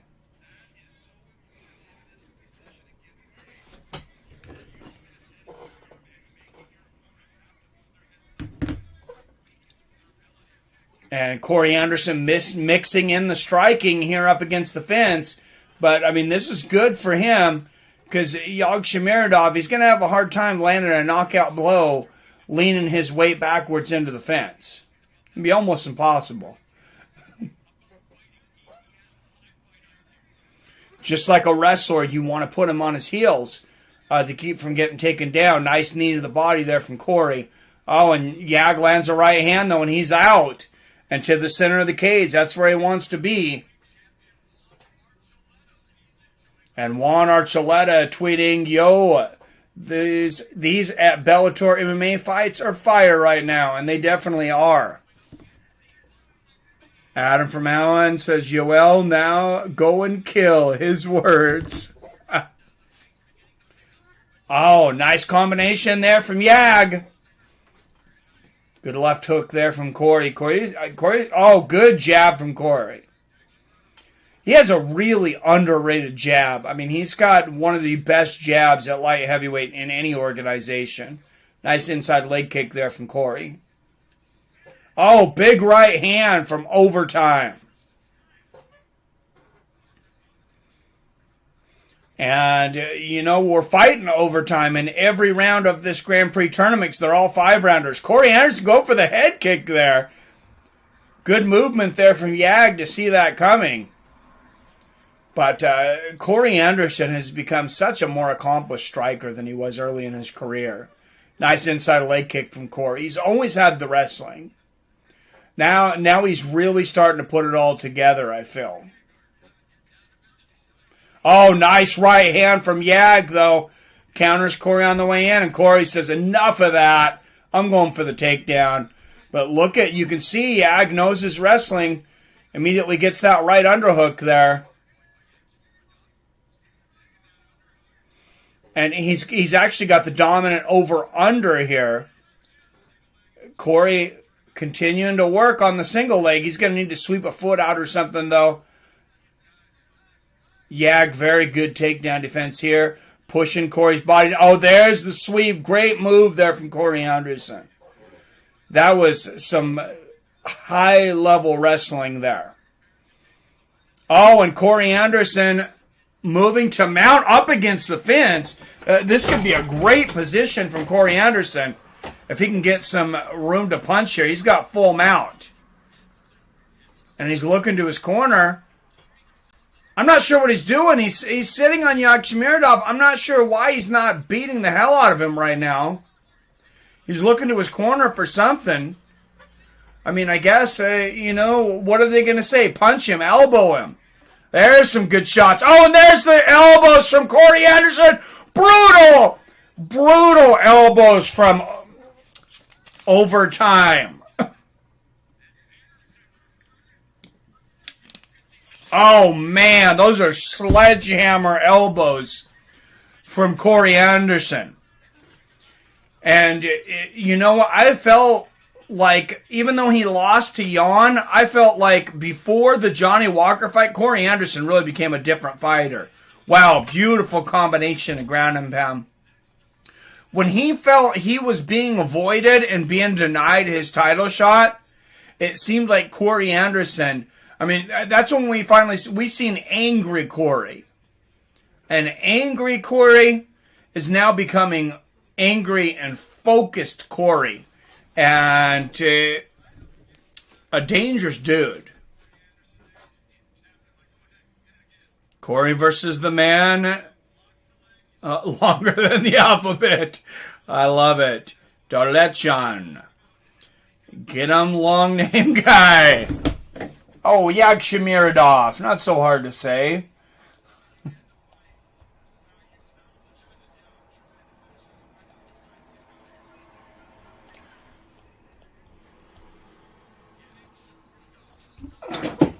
MMA doing so good in Russia. I'm going to have to start learning just a little bit of Russian, just so I can exchange some pleasantries with you guys. I'm gonna work on it. I'm gonna look some stuff up.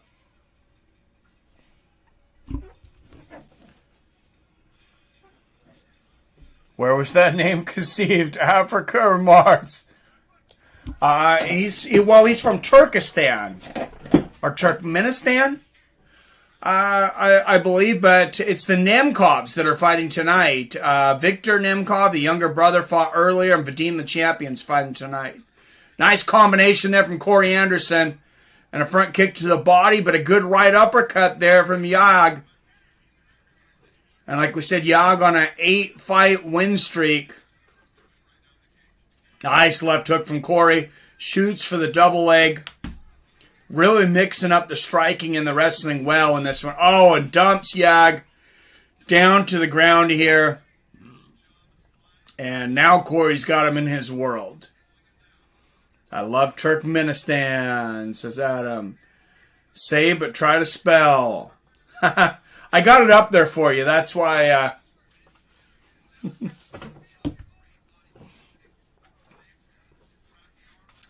And Corey Anderson in half guard here. An interesting thing I took from a podcast this week, and I guess several fighters have did this. This is it's something the legendary Rickson Gracie used to do, and Demetrius Johnson was taught to do. Now, what they would do is they would go to half guard, and they would go to side control or mount, and then let the other person get half guard, and then take it back. And they say you do that once or twice, and eventually, then a fighter will stop fighting the position. They'll just give up. Oh, big combination on top from mount here from Corey Anderson, looking to finish the fight. Wow, Corey, overtime. Anderson putting in overtime on Yag's head right now. Huge elbows. Corey Anderson looking to give Mike Beltran no choice but to stop this fight. And wow, what about the cardio from Corey Anderson to continue this brutal ground and pound? And this is close to being stopped. Big shots, and it's all over. Mike Beltran pulls him off. And Corey Anderson, not only is Corey Anderson your winner, most importantly, Corey Anderson was entertaining, and he is your winner. All right, 30 of you beautiful fight fans in here. If you haven't hit the thumbs up button, what are you waiting for? Make sure and do that. It helps us out in the algorithms. I see 24 thumbs up, and I see 33 watching. I know where you live. Nice. What's up? What's up, Darganata? Says Doveletdzhan. I've seen that a couple times. God, I wish I knew what it was. I need Google Translate. I'm going to look it up on my phone.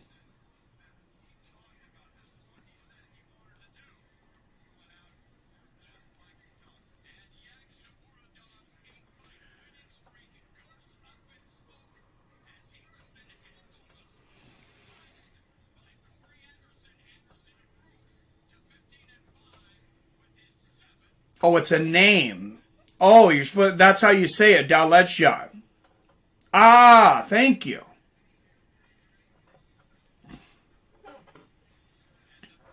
What's up, Rusty? Love the ground and pound. Should be one more likes. Thank you, Adam. Appreciate it, sir. Yeah, thank you, Darknata was trying to tell me the whole time how to pronounce the name phonetically. Doveletdzhan, so that helps.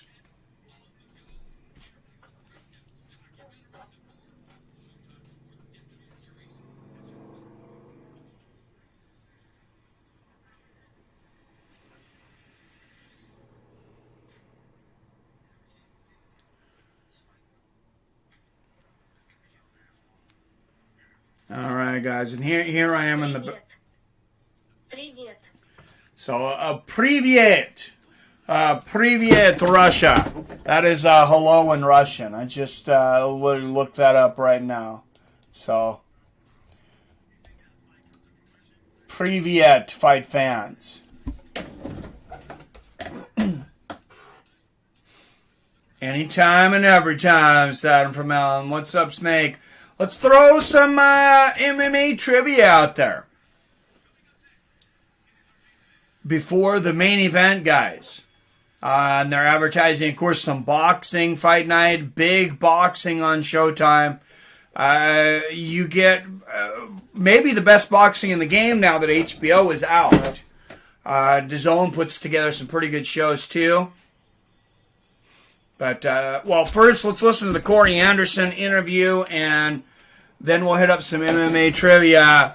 He's going to be facing Ryan Bader. Who's everybody got in that one?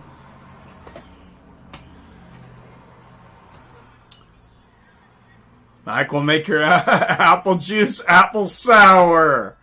That's right, Shimu. 2:15 of the third round.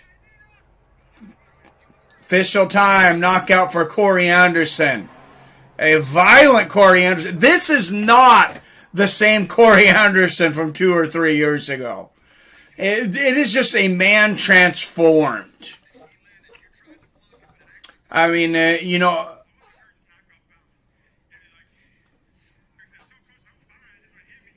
And McCarthy asked him, you know, how hurt were you from that spinning wheel kick that hit you in the neck? He said, I wasn't hurt, I was just off balance. Man, he is definitely a complete martial artist now. Bader, says Adam. Bader to smash, says Greg. I'm taking Corey Anderson over Ryan Bader. I'm really interested to see what the odds are going to be. I'm assuming Bader is going to come in a favorite. I mean, Corey wasn't the biggest favorite against Yag tonight. Or should I say Doveletdzhan. Greg says Dobro Zahavalad. You know some Russian, Greg? Привет. And like I said, the Привет, Russia. Your champion, Vadim Nemkov, coming up next. Vadim Nemkov against Phil Davis. And I have Nemkov winning that one. Oh, and there's Ryan Bader. They gave him a mic. He's in the cage. This is the next match. I think things are about to get serious.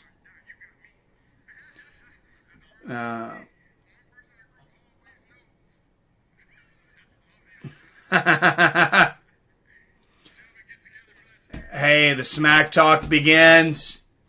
A little friendly stare down for the most part here. Corey Anderson, Ryan Bader. No bad blood, at least yet. Ryan Bader, a real nice guy. Corey Anderson, always known as this nice guy, but man, I'll tell you, the last year and a half, like I said, it's a different guy. This is a man with a chip on his shoulder.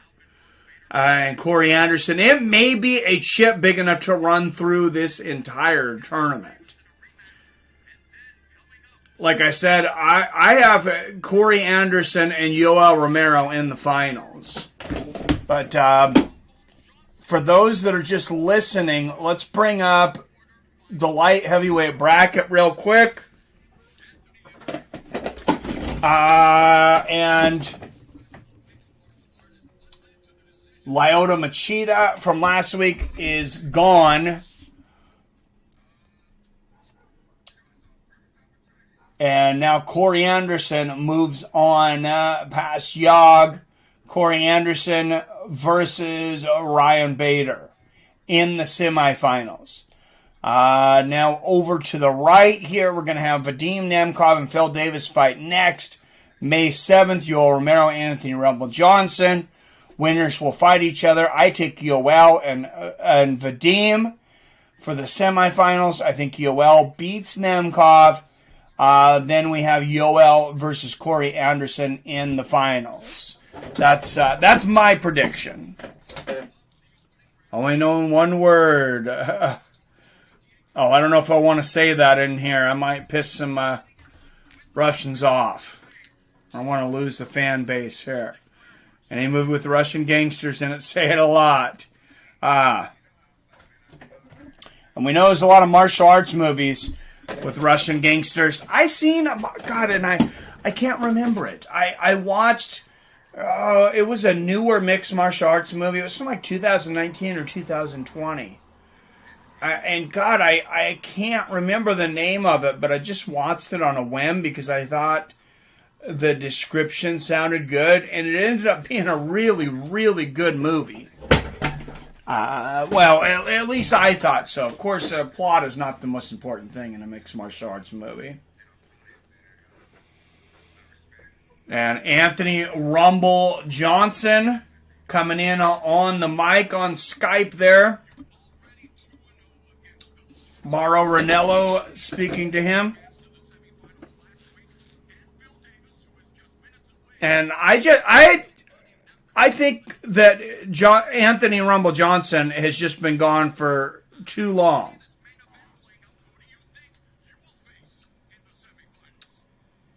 Round, the Bourne Identity. Oh, what round? Next fight up.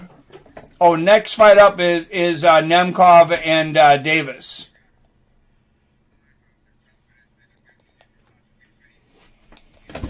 Let me put it up on the board here.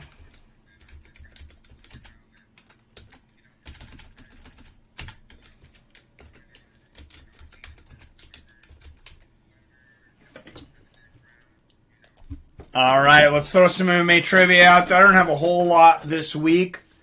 It's not like a competition, but let's put some out there for fun. Everybody, refresh your browsers.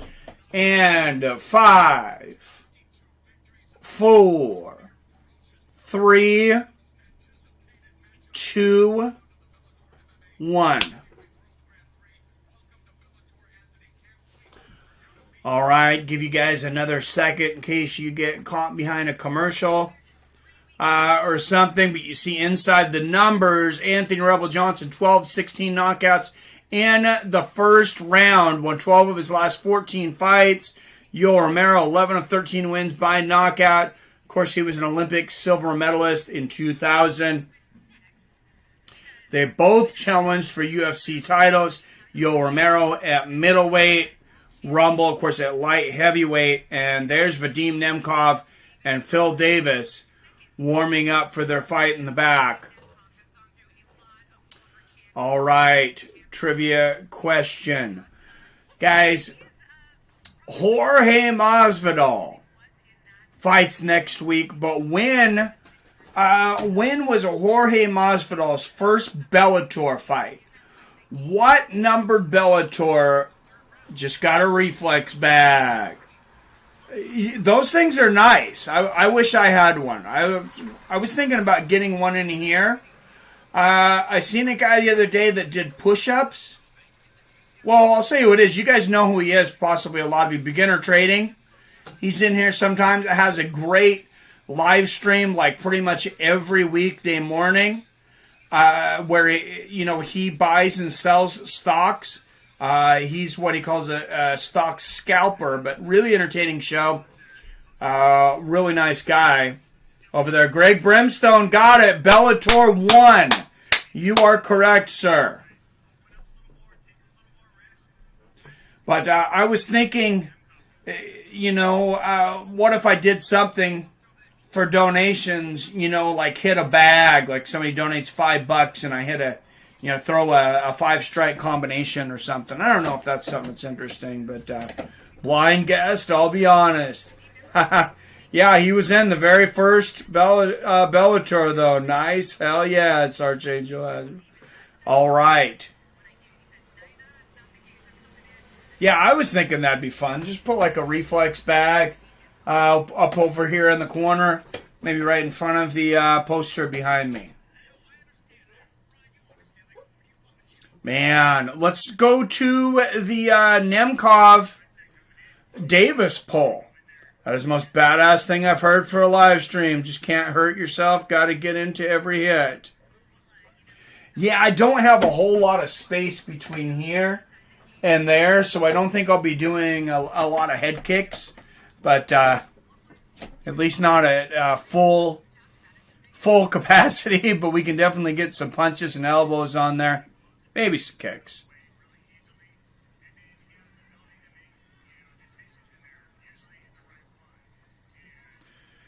And, I mean, I could definitely live stream sometimes. I got to do some more streams with my bag at the gym and from the backyard.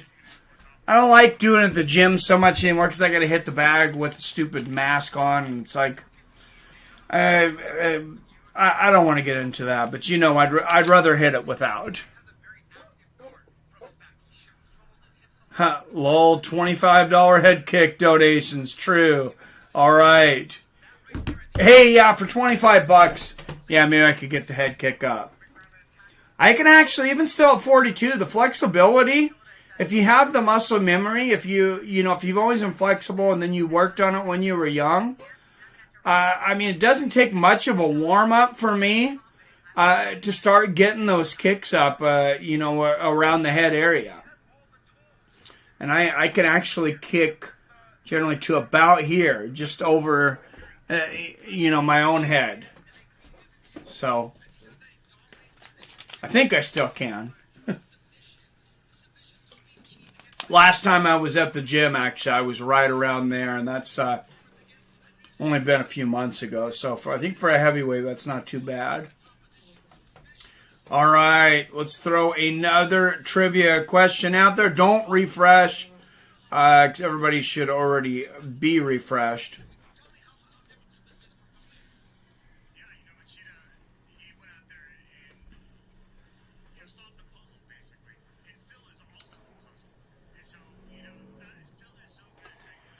All right, guys. This former UFC champion didn't make his MMA debut until he was 34 years old. Former military guy and one of the pioneers. He is in the UFC Hall of Fame. Billy Hughes, you are correct. Quick, Randy Couture.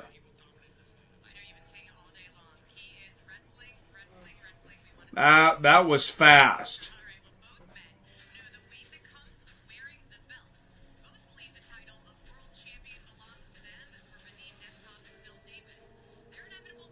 All right, guys. This UFC heavyweight was stabbed in 2012 after being attacked by 8 men in a bar. He barely survived.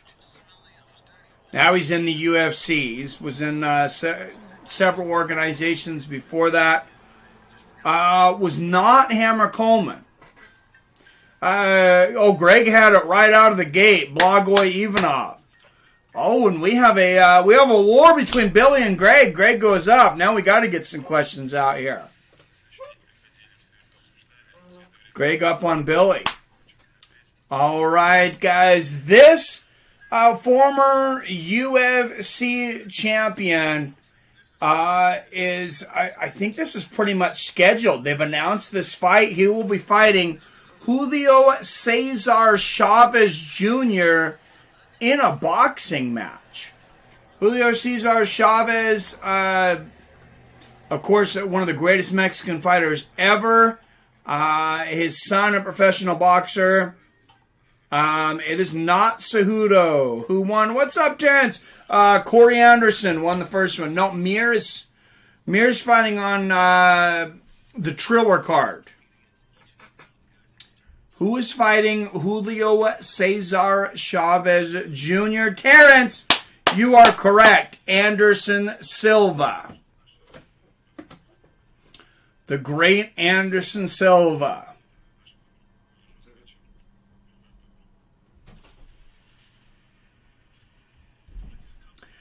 All right, guys. As an infant, this fighter was dropped onto a barbecue, leaving a permanent scar on the left side of his face. They have called him Scarface. before in his career. Chavez Jr. is a quality pro, too. His dad is saucy, a legend, hard to live up to. Yep, Billy Hughes tying it up at 2 apiece. Jose Aldo.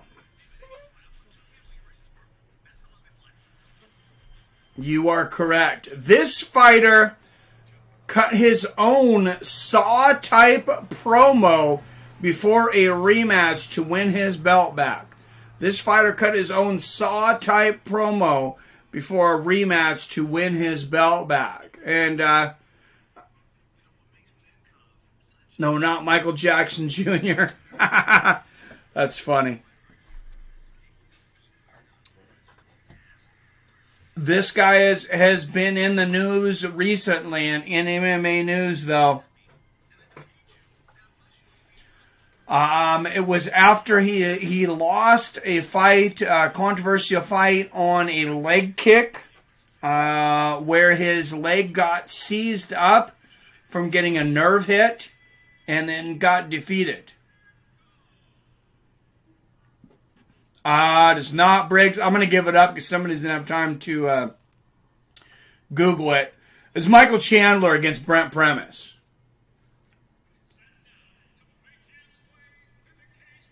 Oh, that's true. That happened to Sean O'Malley, too. I guess that was a similar situation. And that's funny. I'd actually written this question before that happened. I've just been sitting around here. But I'll give you a point, Robert, because it was that's also true, I guess. All right, making his way to the cage, the number 2 ranked light heavyweight in the world, Phil Davis. Who's in lead? You said UFC champ. Chandler was a Bellator champ. I don't think I said any champ on that one. I think I said UFC champ in the last one.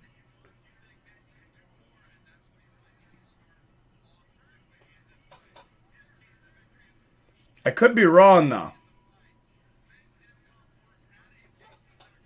All right, Phil Davis, keys to victory. He's got to push the pace early in the fight. And wrestle, wrestle, wrestle. Let's wrestle. Let's wrestle.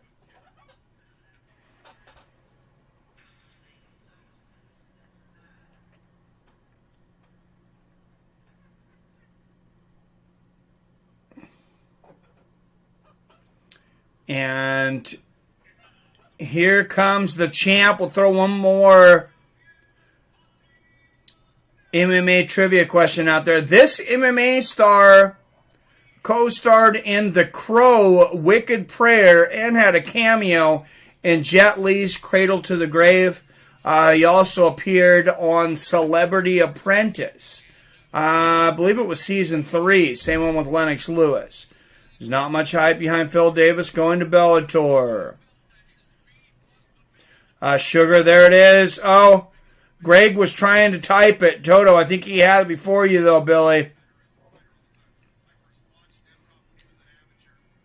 Oh, Brandon Lee was in the first Crow, not the Crow Wicked Prayer. Iceman Chuck Liddell. Oh, I'm going to call that a tie because Greg misspelled it slightly. And Billy was right after him. Vadim Nemkov, keys to victory, attack the legs.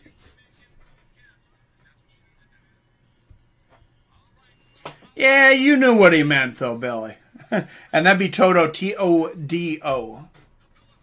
All right, Vadim Nemkov, 13-2. Phil Davis, 22-5. Coming into this, Davis, 8 years older at 36 years old. 2 inches taller at 6'2". He'll have a 2-inch reach advantage at 78 inches. All right, to be continued after the fight. The trivia war between Greg Brimstone and Billy Hughes. Say Kansas City more, Toto, huh? Mike showing his age, knowing the spelling of the dog. Ha ha. All right, here we go.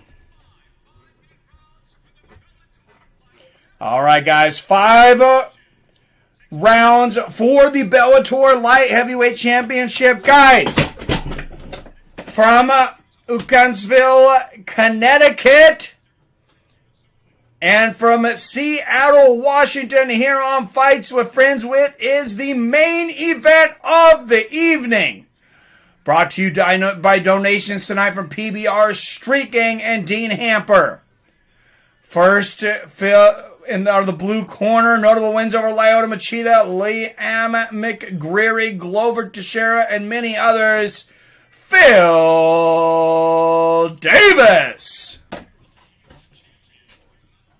Phil was supposed to dominate Bellator and just didn't work out for him, right? And out of the red corner with notable wins over Ryan Bader, Phil Davis, Liam McGreary, and Rafael Carvalho. He is the reigning, defending Bellator Light Heavyweight Champion, Vadim Nemkov. Referee will be Dan Mergliotta in this one.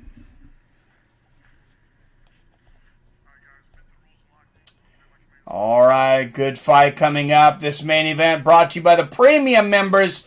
All Fights with Friends. Greg Brimstone, Milton Nelson, PBR Street Gang, Arcade Chaos, Billy Hughes, Brock Ellery, John Coffey, and Phil D187. If you'd like to support this channel with a monthly donation, hit that join button. Thank you for all those that have already joined. And here we go, a touch of gloves. What's up, JT360? It's first round of the main event. Good time in. Corey Anderson defeated Yagshimuradov, though. Third round finish. Paul Daley defeated one of his bouts. Second round knockout. An early candidate for fight of the year for sure. Nice body kick there from Nemkov to start things out. Nice low leg kick there from Davis. Nemkov, good outside leg kick. And Phil's getting a little older. He's always dependent on his wrestling. Nice outside leg kick there from Nemkov. Nemkov's got decent wrestling too, though. Good jab there from Phil. Who are you rooting for, Mike? Nemkov. Arteaga also won in the female match. Yeah, Arteaga, Veda Arteaga.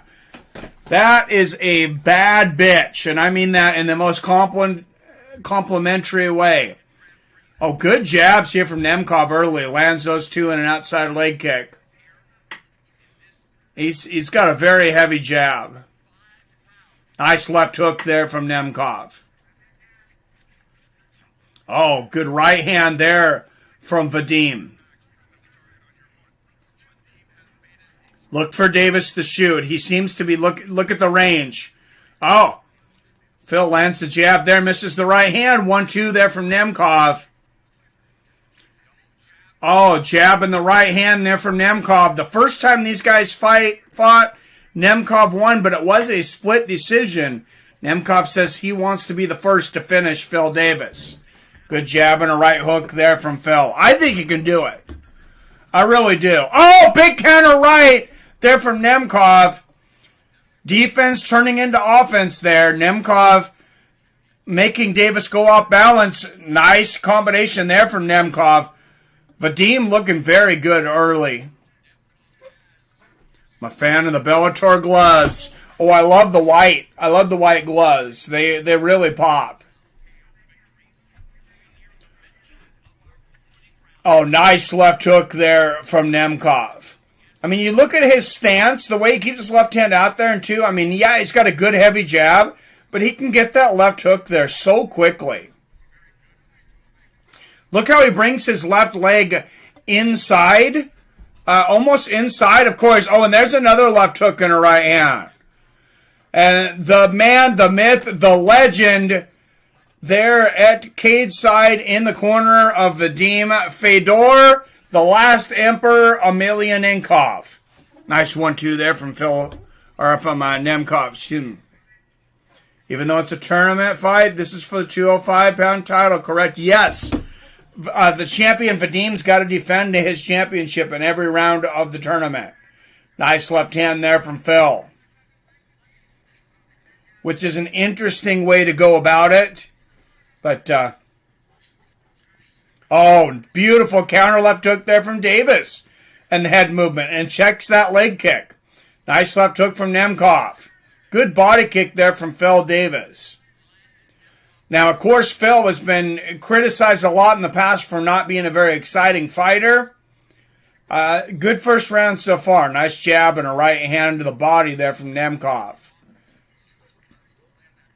Nemkov is really setting everything up off of that jab. And it's making things very difficult for Phil. Even though Phil's got a 2-inch reach advantage, it's almost like Nemkov has the reach advantage. I think it's his stance. Nice left hook there from Phil. Oh, good jab from Nemkov, but a good outside leg kick there from Phil. Vadim going for the head kick there. Davis blocks it. Oh, good jab there. Good straight left from Nemkov was that southpaw there for a moment. Oh, nice 1-2 and a left there from Nemkov. Big right hand right on the chin from Vadim. Phil Davis getting tore up in this first round. Good jab and a right hand from Nemkov. Big body kick from Phil. But Vadim Nemkov off to an early start. I think easily winning this first round. Oh, and Nemkov slips there at the end, but he's able to recover. Great first round. If Vadim wins the tournament, that's a big career accomplishment. Oh, absolutely. Hit that like button, says Billy.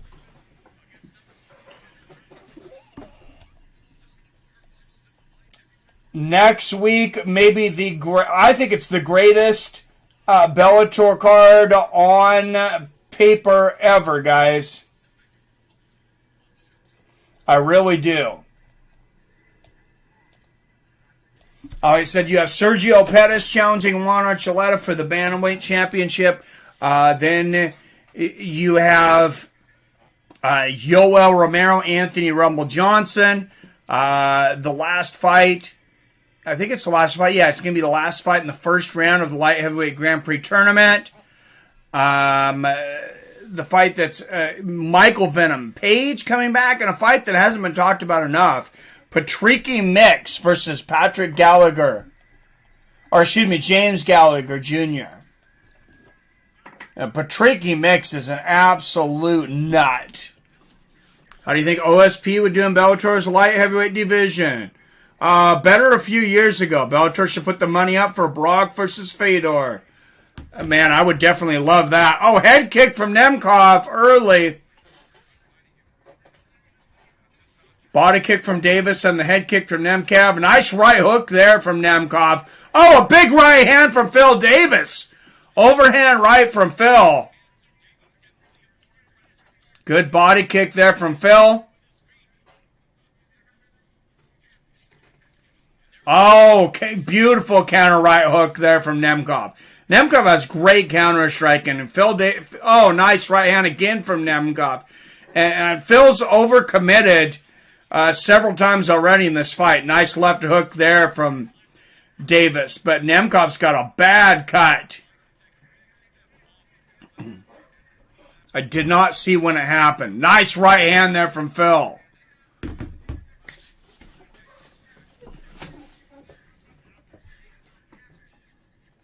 Nemkov has such good footwork. Oh, another counter shot there from Nemkov. Phil can definitely box, though. He's got a similar style to Corey Anderson. He can mix it up with the striking and the wrestling.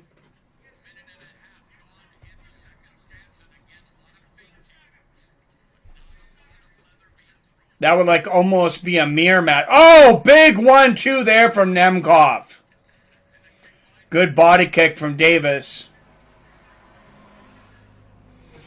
The winner of this will have the unenviable task of taking on the winner of Yoel Romero and Anthony Rumble Johnson on May 7th.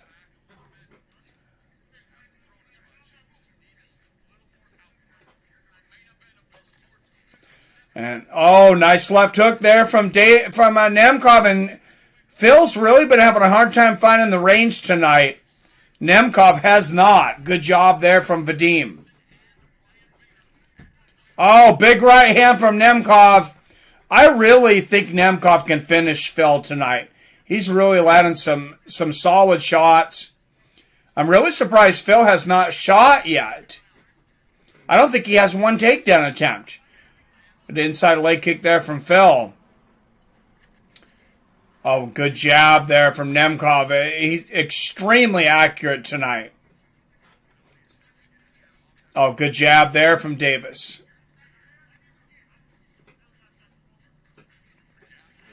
Oh, good jab with a left hook, and Nemkov hurt Davis. He floors him. Oh, and a right hook there. Davis going for the takedown because Nemkov hurt him. Nemkov definitely hurt him. Nemkov defending the takedown so far. And it really bothered Nemkov that the first fight against Davis was a split decision. He said the fact that anybody thought Phil Davis won that fight really upset him. Where can I watch fights? What's up, Cameron Miller? They are on Showtime. Go to Showtime.com and get a free 30-day trial. Actually, go to Bellator.com and use their link. Nemkov's got a guillotine choke. Oh, that was deep for a moment, but a lot of sweat here. Almost the end of the second round there. It was tight, but a little late in the fight to get a guillotine like that with this much sweat. Oh, big 1-2 there from Nemkov. Phil Davis went the distance with the rumble when they fought. Didn't get dropped, which is pretty crazy. It is crazy. Oh, nice 1-2 there from Nemkov and a good jab. Another good jab from Nemkov. I think Nemkov watched tape on Davis, and of course, after that first fight, he's going to take a lot of his successes from the first fight out of that. Nice leg kick there from Nemkov, but Phil Davis finding even less success in this fight than the first one.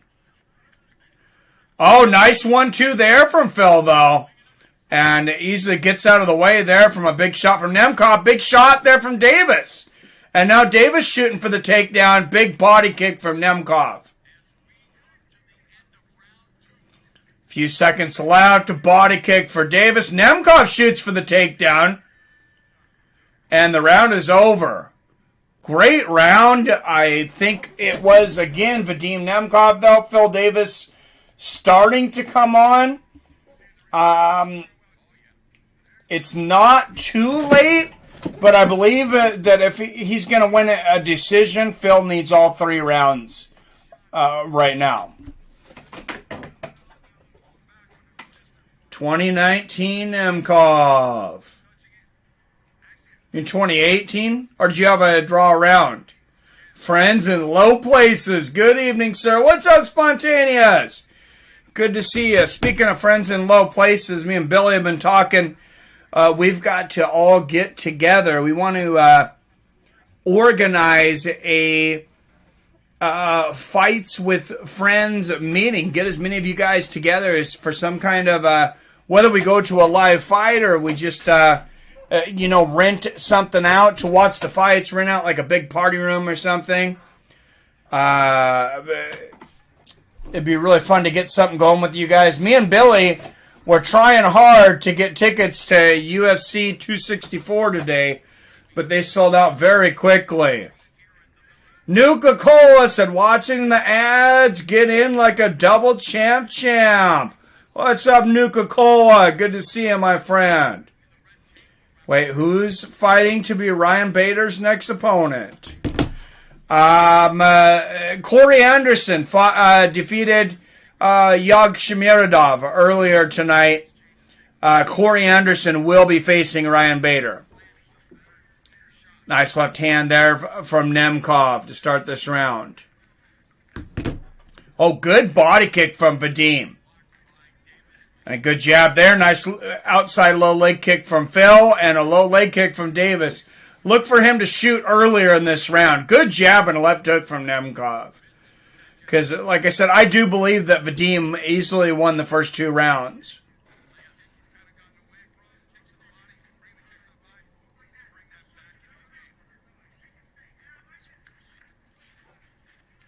Oh, nice low leg kick there from Davis, and he seems to be, he seems to have got the range down now. Of course, a lot more strikes landed for Nemkov, but Davis is seems to start to be finding that range.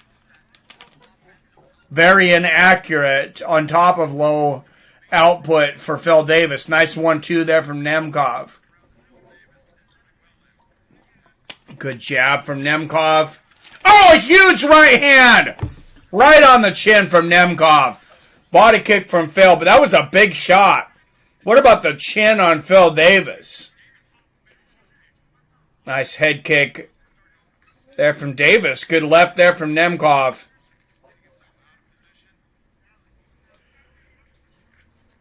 Nice left there from Nemkov.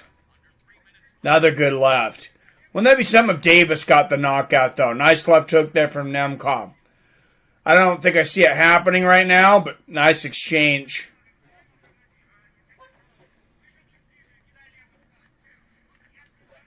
Oh, nice outside low leg kick there from Phil. Oh, nice 1-2. They both land big shots. And I think Davis might have been hurt there. I think Vadim should jump on him. Nice left hand there from Nemkov. Another good left from Vadim. Oh, and Nemkov is starting to lunge, as John McCarthy seen.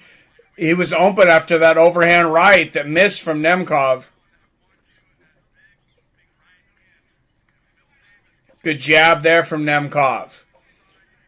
If I'm Phil Davis, I look to wait for Nemkov to miss one of those overhand rights, and Phil Davis might be able to catch him with a head kick. Nice left hook there from Davis.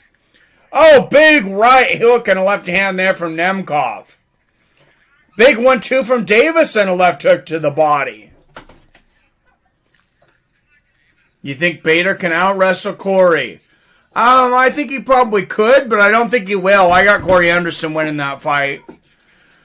I think Corey, I'm going to say it right now, and a lot of people are going to be surprised, but I'll eat my words if I have to. I believe Corey Anderson will outstrike and out-wrestle Ryan Bader when they fight. Good jab there from Nemkov. Good exchange there. Man, Nemkov is just busting Davis up with that jab tonight. Oh, nice left hook from Nemkov. Good counter left from Vadim. Oh, nice counter right from Nemkov. Nemkov is so accurate tonight. And Davis he needs a rangefinder tonight. Somebody get Phil Davis a compass, because I mean he's not even in the vicinity tonight. Nice left hand there from Nemkov and a big 1-2.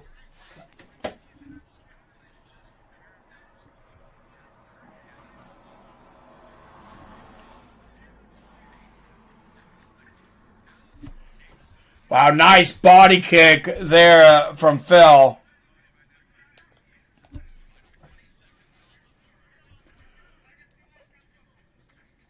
Oh, good left hook and a right hand there from Vadim. And I think he's about to go up 3 rounds to 0. And it's Nemkov that shoots for the takedown. Gets it for a moment. Davis pops right back up. I don't know if I would actually call that a takedown. Davis scrambled for a moment, but easily 3 rounds to 0, Vadim Nemkov. I don't ever remember seeing Phil Davis get dominated like this. But what a performance from the champion, Vadim Nemkov.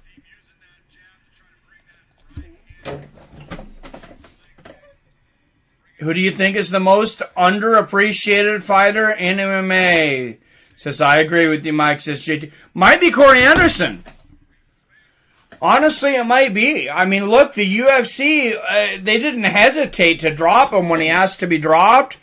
And I think he's going to come in An underdog against Bader? Possibly a big underdog. And, I mean, I'm not responsible for any picks, but if I was betting on this tournament, if I'd get some good odds, I would bet Corey Anderson over Bader.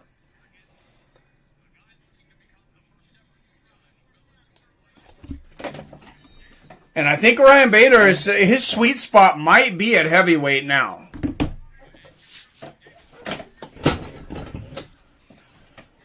All right, guys. Nice low leg kick there from Nemkov. Body kick from Davis and a nice counter right. Good jab there from Vadim. But Davis is corner telling him basically, you're down 3-0, buddy.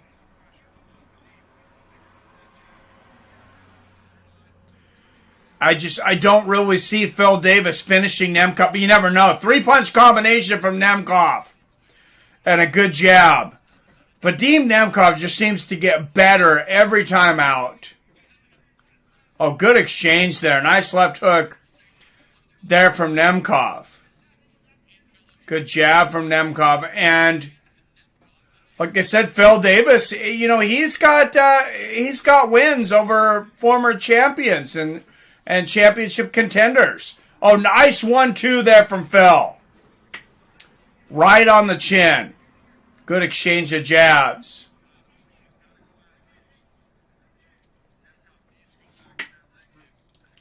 Wow, so much pressure on every exchange in this fight. These guys have so much power. Nice 1-2 from Nemkov after a jab from Phil. Davis is a little off balance there. I'm not sure what happened.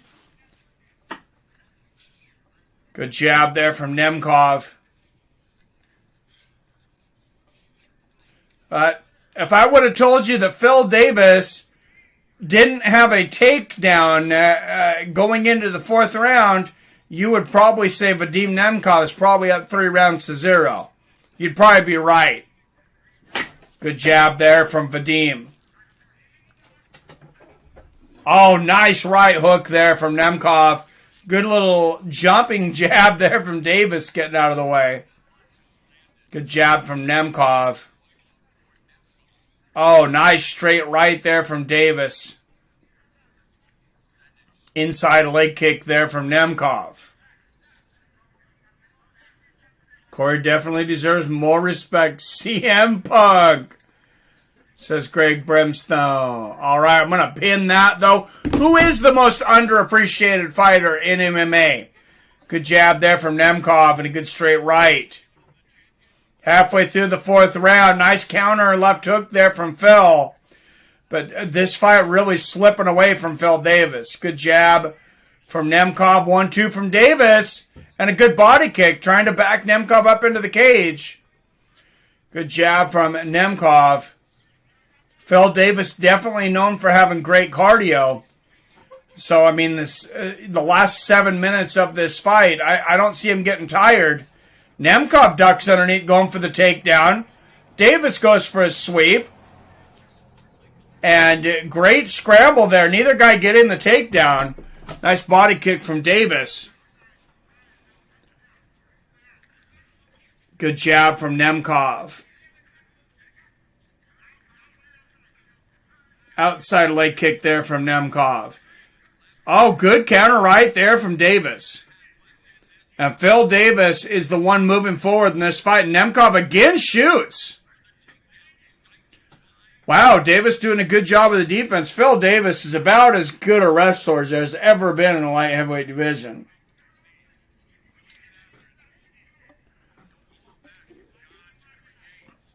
So, I mean, Nemkov out wrestling him would be big, but neither guy able to get the takedown so far. Nice knee to the body from Davis. Sorry, guys, getting a little allergies in my eye here. So, coming around to your Anderson versus Bader debate, I can see Anderson being the better bet and talent. One is peaking and one is complacent. Oh, big exchange there. Phil looking to land something big here. Phil's also breathing with his mouth open, though. I don't know if he got hurt from a shot or if he's just that tired, but his mouth is wide open. Good jab there from Vadim. Oh, and a great body kick there from Phil Davis. Oh, big right hand from Phil Davis. So 1-2. Nemkov's hurt. Phil Davis has got 20 seconds to jump on him. I don't think Phil Davis knows it. Nemkov trying to mask it. Counter left hook there from Davis. He needs to jump on Nemkov right now. Good job there from Phil Davis. Nemkov is hurt. Davis needs to jump on him. And seconds left, and a missed opportunity I feel there for Phil Davis. Got to mention I'm on a mini vacation in Manchester, New Hampshire. Hey, that's awesome. Enjoy your vacation, Robert.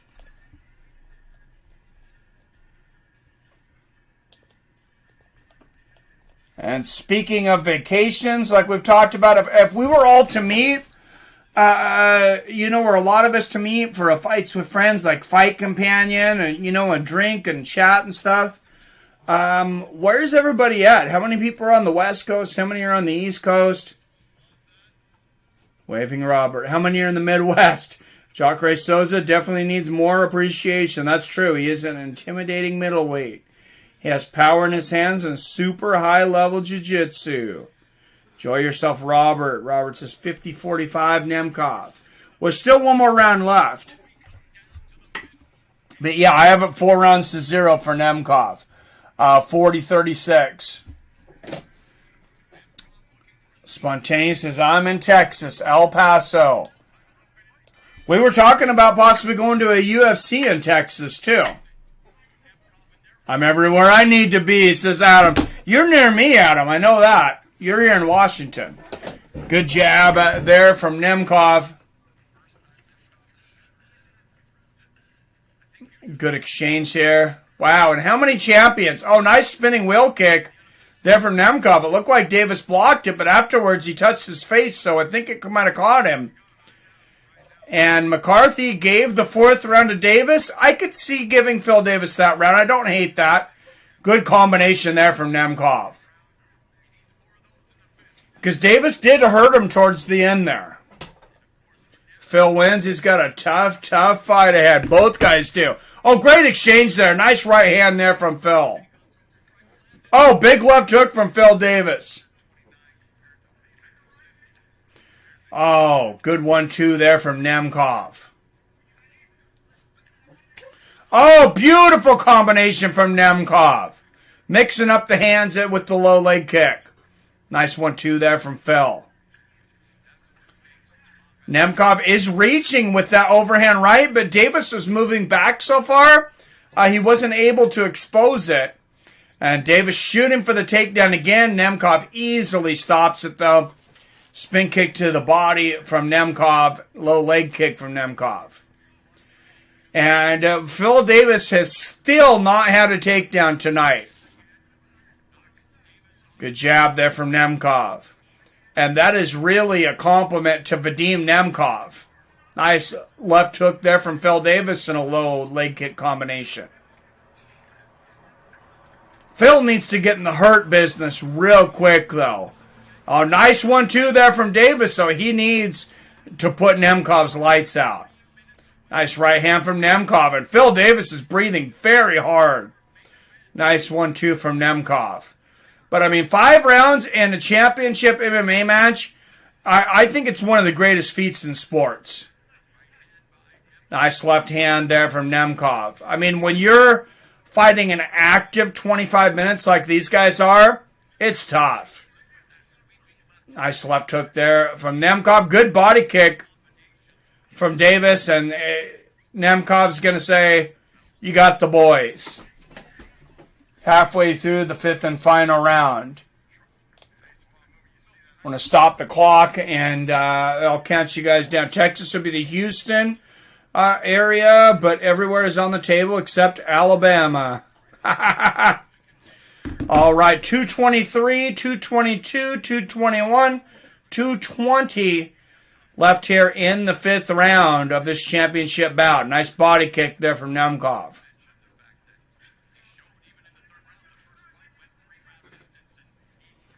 The UFC's got the work cut out for them if they're going to be the better card this week. Nice body kick from Phil Davis. On paper, I looked at both of these cards and I thought, hey, Bellator actually has a better card this week. And on paper, on purpose, it's delivered. Oh, nice low leg kick from Nemkov and good defense ducking under Davis's big shot. This is just such a great performance from Nemkov. Nice 1-2 from Davis, though, and a big body kick. And Nemkov shoots. Davis going for the guillotine. Nemkov easily out, though. And now Nemkov on top. And Nemkov might have the back heel. Let's look for some uppercuts from underneath. Oh, Nemkov thought about taking hooks. And then I think he decided to let Davis up, maybe. Nice knee to the body there from Phil. Another good knee there from Nemkov. You've seen Davis wince on that. Knee to the body from Davis. Another one. A war of attrition between two true gladiators. Good jab there from Phil.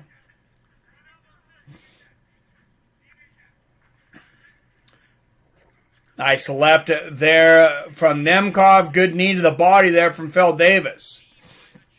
Oh, and a knee to the head there from Phil.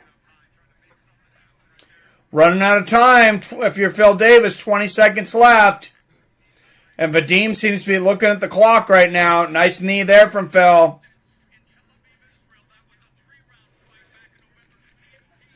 Oh, another good knee there from Phil. Goes for a big elbow that misses, though.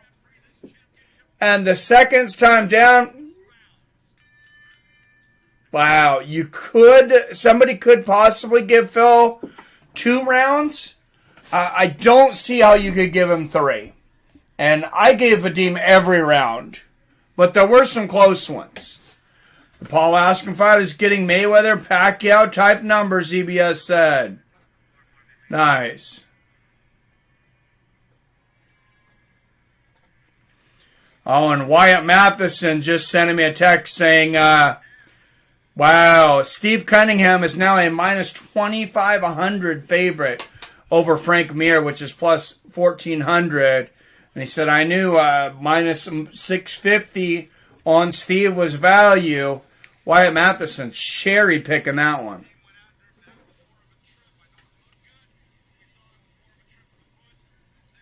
Yeah, so we were both trying for 2 days to get tickets to Vegas. Me and Billy were going back and forth. We got in the waiting room as quick as you could. And by the time it got there, they were sold out. Yeah, we're going to try and pick a spot where the most people can attend. I got you, Robert. I figured you were buzzed. I could see closing a bar or two. Absolutely, Adam. That's what I was thinking.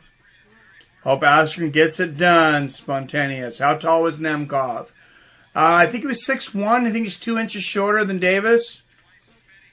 Will honestly suck to see either Romero or Rumble lose. That is true, but man, that should be a good fight. Adam, sounds good, Billy.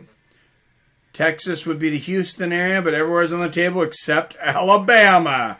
Adam says, yes, screw Alabama. Oh, that's great. Davis got an anaconda choke in the UFC, and I remember being really impressed. FanDuel only has the Paul Askren fight available. You think Anthony Pettis could be champ in Bellator? I do, but Anthony Pettis signed with PFL. Pettis has to win the PFL tournament first, yeah. And he's fighting PFL. PFL is coming, when is it? Is it this coming up Wednesday? It's very soon. All right, official decision coming up here, guys. All right, all 3 judges scored the same. 48-47, so they did give 2 rounds.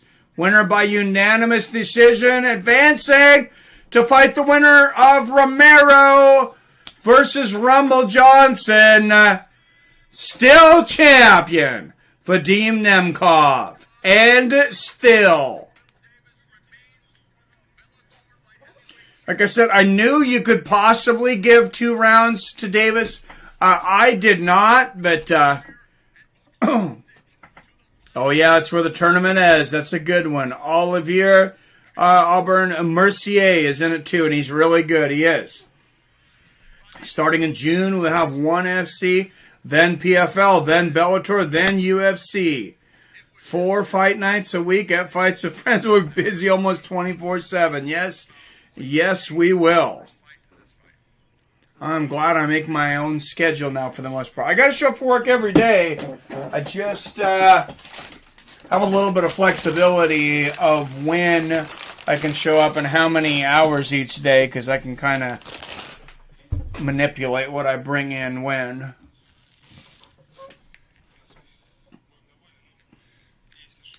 All right, 2021 schedule for PFL. I'm looking it up now.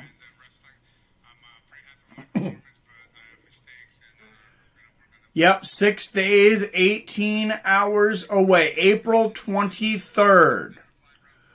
Oh, PFL is back Friday, April 23rd. Interesting. They were on Wednesdays before.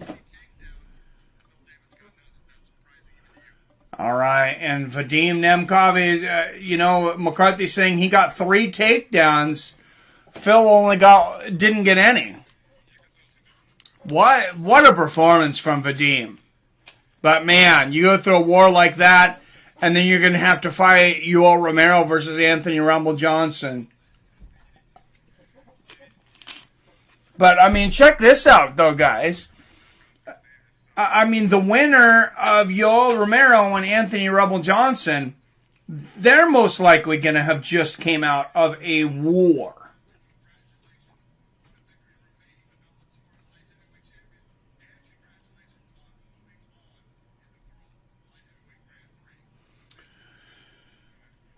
So, yeah, I mean, you got to think about that. Yeah, April 23rd, regular season featherweights and lightweights PFL.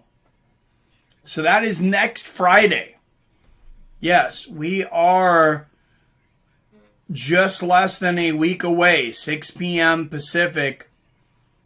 Prelims start at 2:30 p.m. Pacific, 5:30 Eastern. 6 p.m. Pacific, 9 p.m. Eastern for the main card. How do you think Jacare would do in Bellator at middleweight? I'm not sure what Jacare's got left after the Kevin Holland fight. I'm not sure. I mean, their middleweight division's not the deepest. Welterweight and light heavyweight are much deeper, so I mean, he could do good. It's another boom for the MMA world. Other organizations are getting more views. Great time to be an MMA fan. Absolutely. Adam says, I think Rumble will gas. I think, you could be right in a 5-round fight. So either Rumble or Romero will get a title shot in their second fight with Bellator. No, it'd have to be... because they're going to fight Nemkov. Yeah, you're right. Man, they really threw Nemkov to the wolves here. Not that either side of the bracket is easy. But, I mean, you get through Phil Davis, and then you got to fight the winner of Yoel and Rumble? Holy shit. Jacare went to a close decision with Jan Blachowicz. Yeah, he did. Blachowicz, not to say anything bad against Jacare, he definitely was and is a good fighter. But Jan Blachowicz is a much different fighter than he was several years back. He lost to Corey Anderson. I think he lost to Thiago Santos. He lost to a lot of guys I think he would beat now.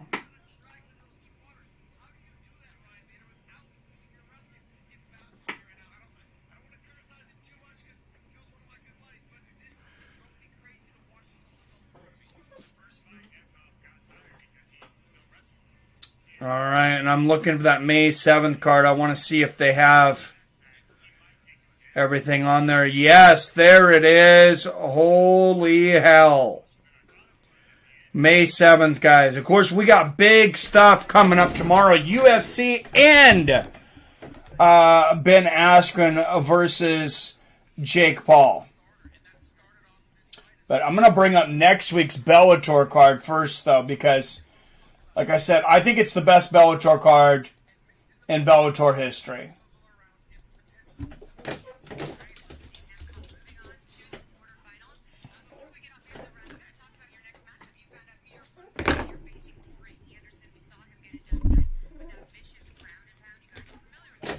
All right, guys. I'm going to bring it up so we can all look at it together. Rumble usually gasses by the third round. Romero usually gets to knock it in the third, so that's interesting. That is true. Big John and Josh Thompson do a podcast. Yes, I just started listening to it last week, actually. It's very good. I like that it's longer. They're like an hour and a half, 2 hours apiece. And I like that. Like when I'm working, I like to not have to... not have to change podcasts so much. And I mean, I can listen to a 2-hour MMA podcast, no problem.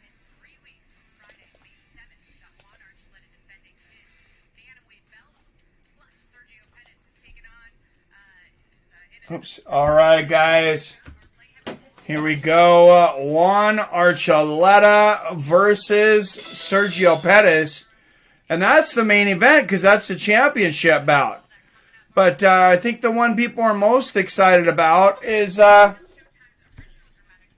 to be Archuleta and, Anthony Johnson and Yoel Romero. But look what else is on this, guys. Michael Venom Page, just one loss, 18-1, taking on Derek Anderson. That is a great fight.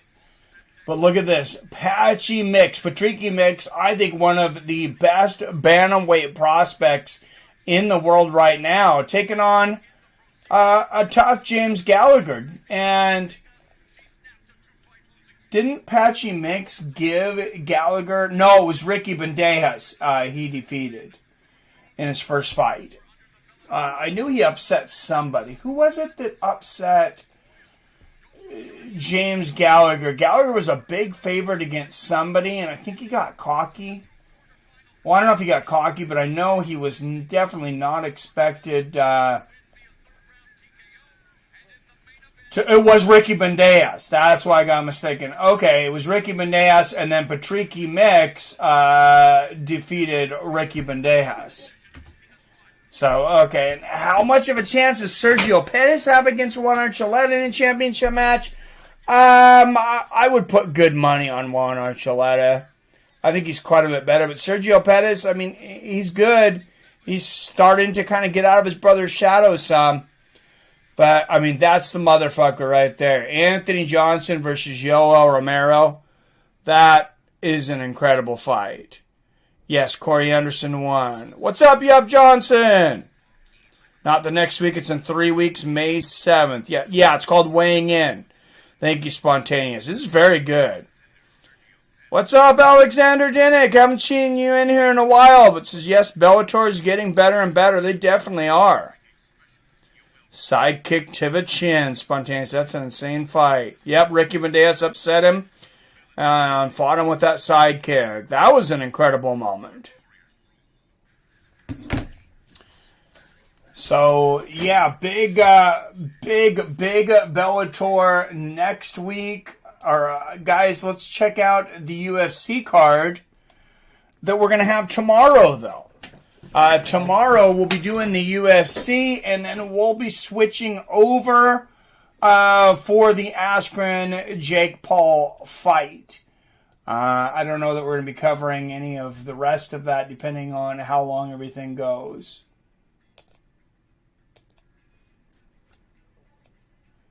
But I'm going to go to the UFC's homepage right now.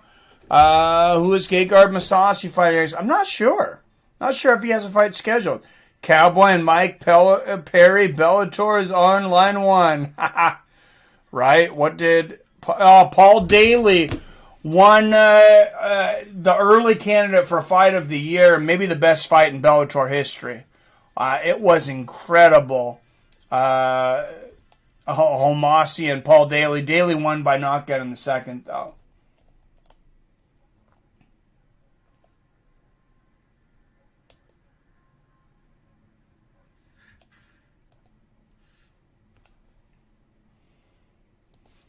All right, let's switch over to the UFC. And this is tomorrow's fight. Or excuse me, tomorrow's card. You got Tony Gravely versus Anthony Burchak. Setting things off, Austin Hubbard versus Dakota Harry Bush. That's his actual nickname. I really do not think they're going to say Harry Bush on Disney. If they don't like Mick Beltran's beard, I think they're definitely not going to like Dakota's nickname. Maybe Daley would try his luck versus Venom Page one more time, right? Bellator called for Tyron Woodley. They'll hold. It really sucks that Paul Daley was banned from the UFC forever. Yeah, it was. I'm glad that he's had some success in Bellator. Gerald Meerschaert versus Bartosz Fabinski. Pretty close to even odds on that one. I like that fight. I think that's a low-key banger. Jessica Pena versus Lupita Godinez. That's my sleeper fight, though. Bartosz Fabinski, Gerald Meerschaert. Alexander Romanov versus Juan Espino. Did I hear this fight was called off? I gotta look on my news feed real quick, but I think somebody had the Khabib Tony virus. And I think this fight was canceled. Oh, great. And now I just seen James Gallagher pulled from fight with Patrick Mix. That came out 2 hours ago. So I'll have to find out why that is and see if James Gallagher, or see if Patrick Mix has got a new opponent. Wow, UFC on ESPN 22 weigh-ins. Fight nixed after 7-pound miss. Let's see who missed. Oh, let's see. Juan Espino and Alexander Romanov is on. Okay.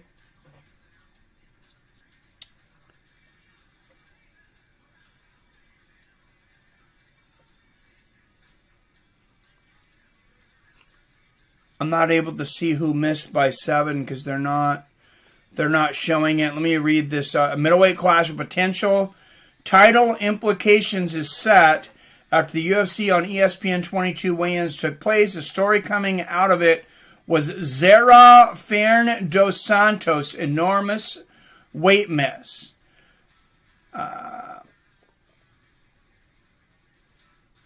So apparently he missed by 7 pounds. So that fight is off. Alexander Romanov versus Juan Espino at heavyweight. I think that's a really fun fight. I think those guys are just going to bang it out. I think it may not be the highest level of MMA you're ever going to see, but I think it's going to be really fun. Luis Pena, the Violent Bob Ross, coming back against Alexander Munoz. He's a slight favorite. I think he needs a win here. This is the fight. No, that's not the fight that's off. I don't even see it here now. So, Abdul Razak Al-Hizan taking on Jacob Malkoun. At middleweight, Andrei Arlovsky taking on Chase Sherman. Chase Sherman is a banger. Arlovsky coming in a favorite in this one.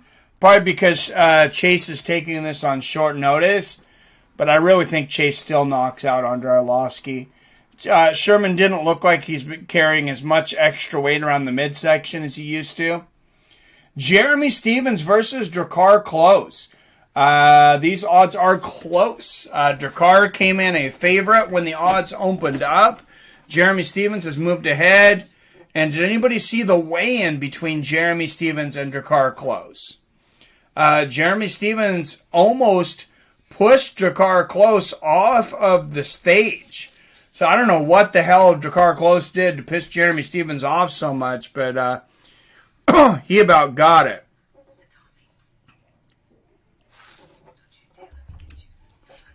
Why did UFC ban Paul Daley? Because he touched a referee after a fight. Bellator gaining momentum will bring the big names that don't have a title shot in their future in UFC. Go there to Bellator. I agree. Oh, yeah, punched Josh Koscheck after the bell. That's right. Vadim Nemkov won. Unanimous decision. Alexander said, never late, bro. Nemkov beat Davis by decision. It'll be cool if Jeremy Stephens has even more power now at lightweight. Abdul Razak Al-Hazan has won all his 10 fights by first-round knockout, including KOing Nico Price. Holy shit, I didn't realize that. Roy Nelson, I believe, he was cut by Bellator. Alexander Dink, so I believe he's done. I don't know if he officially retired, but I don't know where else he would go. Maybe a fight in like Alaska Fighting Championships if he wants to or something, but it'd be kind of embarrassing with the level he used to fight at. Robert Whittaker against Kelvin Gastelum, of course, the main event here. And I haven't put up a poll for that. Everything going on this week, and I didn't put up a poll for Whittaker and Gastelum. I'm going to take care of that here in just a few minutes then.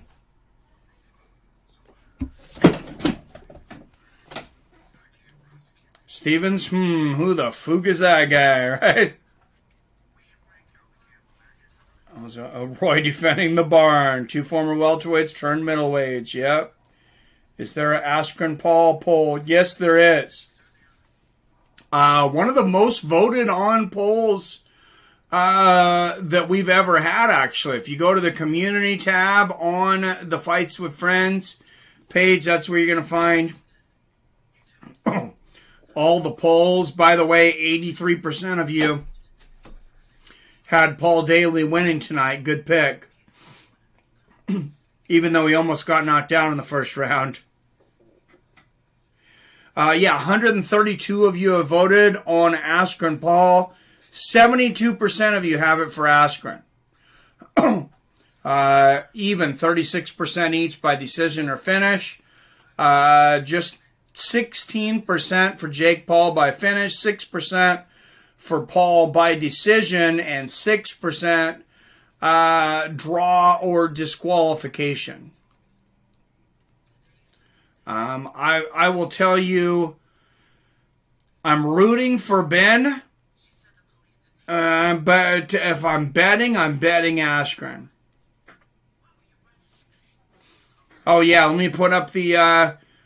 follow me on Twitter, interact with me on Twitter, and I just posted a ton of new videos yesterday over there on Twitter. It's Seattle Mike at Fights W Friends. I will put it up.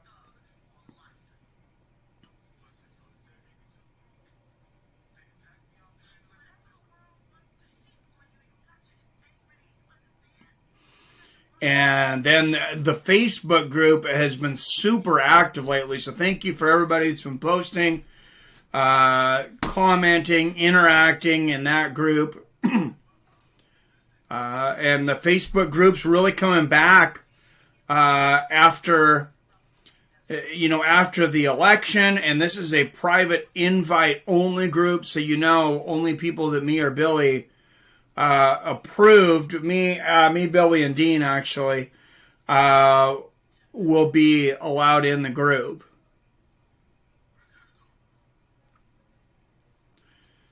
So, and I'll put up the link to that. If you're going to send me a request, or if you send me a request and it's not your YouTube name that I'll recognize, let me know so I know to approve it. Otherwise, it might get denied.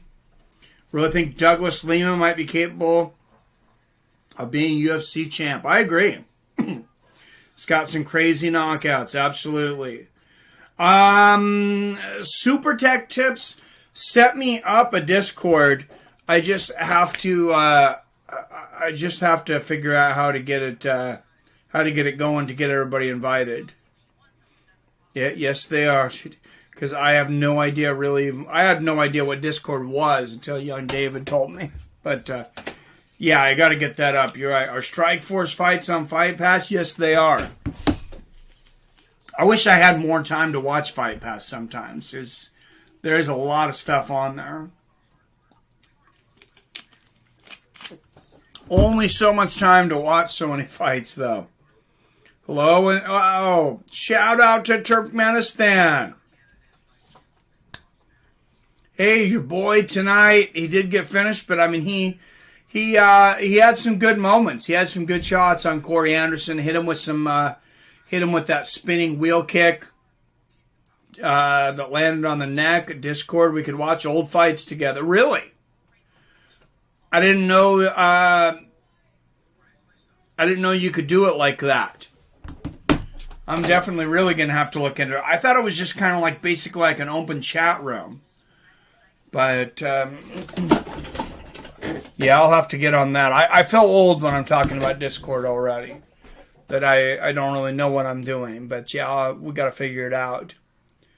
Alright, guys. I got to try to get... it's almost 9. I haven't figured out if I'm going to get a little bit of sleep before work or just go in early. I think I might try to get a couple hours of shut-eye, though, before I have to go to the warehouse. Hey, thanks for joining me for another Bellator... fight companion tonight, though. Bellator just keeps getting better and better. Thank you for the donations again. Dean Hamper, PBR Street Gang, $22 in the tip jar tonight, the final count.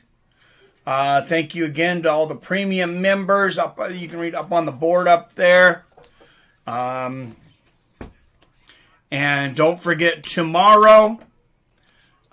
we have a UFC Robert Whittaker versus Kelvin Gastelum, and you have the boxing match between Jake Paul and Ben Askren.